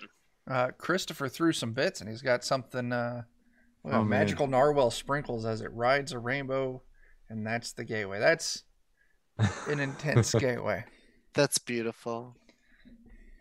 Okay, I'm gonna write down narwhal because I'll find a way to use that narwhal. Yeah, on our way back, instead of the Sharknado, it's a Narwhal-nado. Yeah. Yes. With a candy cane for a horn. It's just a man. giant replacement. Yeah. Oh man, the candy cane horn narwhal. That's There we go. wonderful. Okay, so this is going to be something that's fairly big about this place. Within the setting, whatever the sacred site is, there needs to be like an object of power, like the big thing that's here, and it could be the freaking world tree. Could be centered in this place. There could be like the fountain of youth. There could be a legitimate stable portal here that can be controlled, or there could be like an oracle, or it could be whatever, but there needs to be something that is extremely significant and powerful at the sacred site. That would be the reason why all of this was built around it. Has to be something that like provides the materials, I would assume. something. Maybe. The Fountain of Youth idea, because the clauses have been around forever. Yeah, that could work. I think the Oracle, because how else are you gonna know who's naughty or nice? Oh, there you go. Maybe The that's not list. necessarily Santa's power, but the Oracle Oh. that's there. The That's list why is he has to keep a list. Yeah. Yeah. I like that. Well, I the like list that. is a person, not a thing. Yeah, that's stuck in the Oh. mountains. Like some old Tibetan monk who's still in meditation and just mutters names under his Or the list is just the name of the oracle. Yeah. Well, the that's list is the name of the oracle. And we could go all Minority Report, and it's just some poor elf precog that Santa. Keeps in like a jack-in-the-box thing that only gets wound up every now and then to Has let him- them out. Yeah. plugged into the factory. Shoved right back into the box. Yeah. I totally wrote down Oracle equals the list. That's really That's a good. good idea. Have This like is, plugged into a factory computer, so it just like mixes them with like the data to process to give orders to the elves. Yes. I knew I could count on you guys to make Santa weird. Just Thank all you. these like wires plugged into him and shit. Mm-hmm. Mm-hmm. He's all Now- emaciated and like Yes. Oh man. God Emperor of Elfkind. Yes. I do kind of like the idea that the Minority Report style are like psychopaths, where it's just like a series of brains that, like a hive mind of decision making, and over time they just replace the brains that are in it. Oh man. I think I have another long-term goal, Jeremy, for my character now. Once we take care of the carnival thing, Uh-huh. I'm taking this damn Santa out. Taking over this place. This guy is And I'm weird. helping these damn workers out. This is wrong. This place is weird. I mean, you guys kind of got a weird vibe from him whenever you met him in hell. Oh yeah, yeah. Yeah. You come here and There's a reason he went to hell. Let's You know, face it. Oh, yeah. I don't want to. I mean, I don't want to lean into how shady we are or aren't making Santa into, especially with like our prying that we're doing. But maybe the naughty nice list is like people who Santa also kidnaps. Like if you're naughty, you get brought into and Oh, you like become an Krampus. elf or whatever. Yeah. and like you Krampus. He work it. shoves you in a sack Ooh, and beats great. you until you become an elf. Oh, Uh-huh. snap. Thanks for that raid, TT2KB. That's Oh, Hi, man, thank TT2KB. Man, Them's good people. Yeah. Yeah. That Dustin. It's true. All right. I love that the next one is like, what quirk does this place possess? I feel like we've got lots of quirks already, but let's put some icing on it. Or A coal we mine. should invert it. What's normal about this place? What's normal Oh, yeah. about this Yeah. place? So, I mean, there's one that automatically just pops up. It's like its inhabitants aren't human. The inhabitants are like non-human species, like elves or dwarves. I'm just going to automatically already have check that that. off. Yeah, we've already have Yeah, we got elves. Yeah. But we could potentially add something else in here. There's one option for it's displaced in time. While you're in the North Pole, time does not flow. There could be a powerful monster that lives here, like some incredible ancient creature. Or it could be one of many. I think I we mean, know there who could- the real monster here is. I think Yeah. we've already established Name is that Santa. Santa. Is it? Yeah. Can the there. monster be Frosty, the What have we abominable done? snowman? Maybe. Thanks for that sub, Debbie. That's fantastic. Thank you. And Frosty was like Hi, the last Debbie. person who tried to overthrow Santa. Yeah, and he put And him to this- sleep. For... And this is like his punishment now. It's just a Oh, mindless. so He's he's like, like a well- weird, like a primordial. Like, so Frosty Yeah. was actually at one point like this mighty primordial titan that was the original Yeah. There we go. person Yeah. that lived here. This used to be his place. Santa mhm. captured his soul in the Yes. hat. Now it's kind of like his phylactery. Santa keeps the hat to force him into obedience. Oh, goodness. Happy Yes! birthday. There's something wrong with us all. It's best way. Primordial titan, hat phylactery. There we go. Oh my god, I love it. And you know what, Dion, you were trying to chat up Rudolph. Yeah. I'm gonna give you one more check, kind of as you're getting into the city, Okay. because you get him good and smoked up, and Chuck was even willing to turn into a pink elephant for him and play along with it. I Yeah. pass. You pass. He, you know, it's he's trying to change. He quit his old job. You know, I don't think he wanted this, but he's made the best of it, and he's done a lot of good. And maybe if he does good enough, long enough, he'll get taken back to the pearly gates. I don't know. What do you mean back to the pearly gates? Well, and you see him kind of like he does the thing where he like suddenly realizes that he's so stoned that he just said something really stupid. Yeah, you better get out with it, old man. Cat's out of the bag. Let's hear it. I mean, he was the first to leave. Oh, come on, man. No, he what? Oh. Lucifer? Santa Claus is Lucifer. You kid. That's it. Turn the damn mammoth around. I'm out of here. Screw this. You've been told a couple times that at one point Satan left hell. Oh man, that's fantastic. And And he's yeah, been- well, I he's feel like been that's not a told. bad place to close out. Is the revelation that Santa is in fact Satan. Oh God. It's right there in front of us. Santa, That Satan. explains Ah, so much about Creepy. all those misspelled Christmas cards. I wasn't expecting for that to come out at this point, but I was like, you know, if you're going to actively try and get this guy doped up and talk it out of him, That's and you talked about how he was bullied, and I was like, yeah, sure, maybe Rudolph would spill it. yeah. And so he does. Man, that session did not go at all how I expected, but I had a lot of fun. Great. It was awesome. Yeah. Oh, Man, we God. shoved a demon up a goat's ass. We did an astral Yes. projection tackle. Like there was a goddamn Sharknado. Yeah. I feel good. I feel really good. I don't fully understand what's happened. And the terrible things that we've done to the North Pole. Yeah. But I'm We so that's happy. fine. Yeah, Shiggy with it. You did miss a Sharknado. Yeah. Yeah. It was pretty great. That was courtesy of Shide Easy there. Ashley, Yeah. Buying a complication. That was one of my favorite beautiful. complications we've had come up. Yeah. Yeah. I mean, could not do a Sharknado in any game, but It fit perfectly too. I was Over completely water. flabbergasted about what course of action to take. It's like, It gave me I so know. many flashbacks. Like, how do you fight sharks in a tornado? I love you doing the slow motion on the shark and then punching it while it's time manipulated. So good. I bit Just the so shark nuts. in a face. That was. Yes, Yeah, you it's ate on the a shark's plane also. brains. I did. Ah, Oh, I fisted a spider. You So did did. fist a spider. That's always good. Fast grass plugged agape.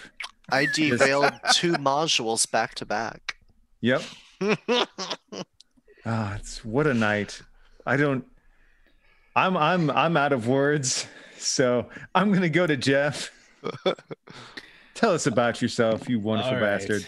In addition to fisting spiders, I also play various tabletop role-playing games on the internet at twitch.tv/thelollygaggers. Our next game is on Friday, 7 Central. We're playing Best Left Buried, which is a fantasy horror game. And then on Monday, you can catch myself and Chuck and Jeremy as we play Alien, and we try to figure out what the hell we do now that we blow up their ship. And so, yeah, and you can also catch me on Free League as well, Free League Publishing channel. So I'm over there a lot. Very cool. Ah, Jake, what words of wisdom do you have for us? Santa Claus is Satan. Everybody, we figured it out. You don't want to get on his good side. You don't want to get on his bad side. Just stay away from him. You're That's an adult. true. You know better. Stay away from Yes. Santa Claus. That's wonderful. You're an adult and you know better. All right. All right. And how about this other beautiful bastard over in the bottom left corner? What do you got for us, Dion?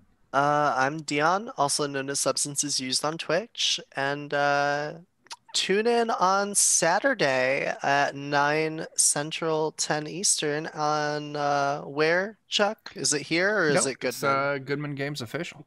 Check us out on Goodman Games and watch me and a couple other people play Mutant Crawl Classics. I'm a ball of energy. No, literally. I am a ball of energy in the game. Wonderful. I'm very excited to see that. Dan, you wonderful human being. What have you got for us? Gosh, I just want to say that not believing in Santa is the first step to going on his capture list. Leaves the North Sorry. Pole with a bag of presents, comes back with a bag of people. I love that it's not even the naughty list at this point. It's the capture list. Yeah. It was bad translation that turned it into the naughty list. Yes, that's great. So All right. And then last but not least, our HBIC. Yeah. Check us out Friday night here on Defenders of Cobalt, 9 p.m. Central. We're running some Mutant Year Zero. It's going to be a lot of fun. Like Dion mentioned, catch us Saturday night, 9 p.m. Central, over on Goodman Games Official. We're doing a sneak peek of the yet-to-be-released MCC adventure from Goodman Games called The Omnivary of Eden. So check it out there before you can buy it anywhere. What else? I don't know. You can catch me on Free League Publishing, either in Jeff's game or our own games, every other Saturday at 1 p.m. Central. Goodman Games Official every other Saturday, every now and then on Notorious DMG. Yeah, that's what. Yeah, and join our Discord and hang out with us. Hell yeah. Some of us are decent people. And you know what? we'd have you believe it at least. Yeah, I mean, Some of us. I'm going to keep lying. I promised Dion before the stream started I was going to keep lying tonight, and I'm going to keep doing that. We are good people. I appreciate Jeremy. We're the that. best people. If somebody wanted to hear you talk about comics, how could they do that? Thank you for that wonderful question. You could go check out the Plewdcast, PLEWD, and listen to some nerds talk about comics. And they're good people. I'll keep lying. And yeah, man, I'm spent. I'm excited as can be, but I'm spent. So I think I'll probably call it there. So I think we'll close by saying, you better not pout, better not cry, you better be spectacular to each other. And I'm telling you why, because Santa Claus is motherfucking Satan. So get your shit together. It's true. Later. Bye. Bye.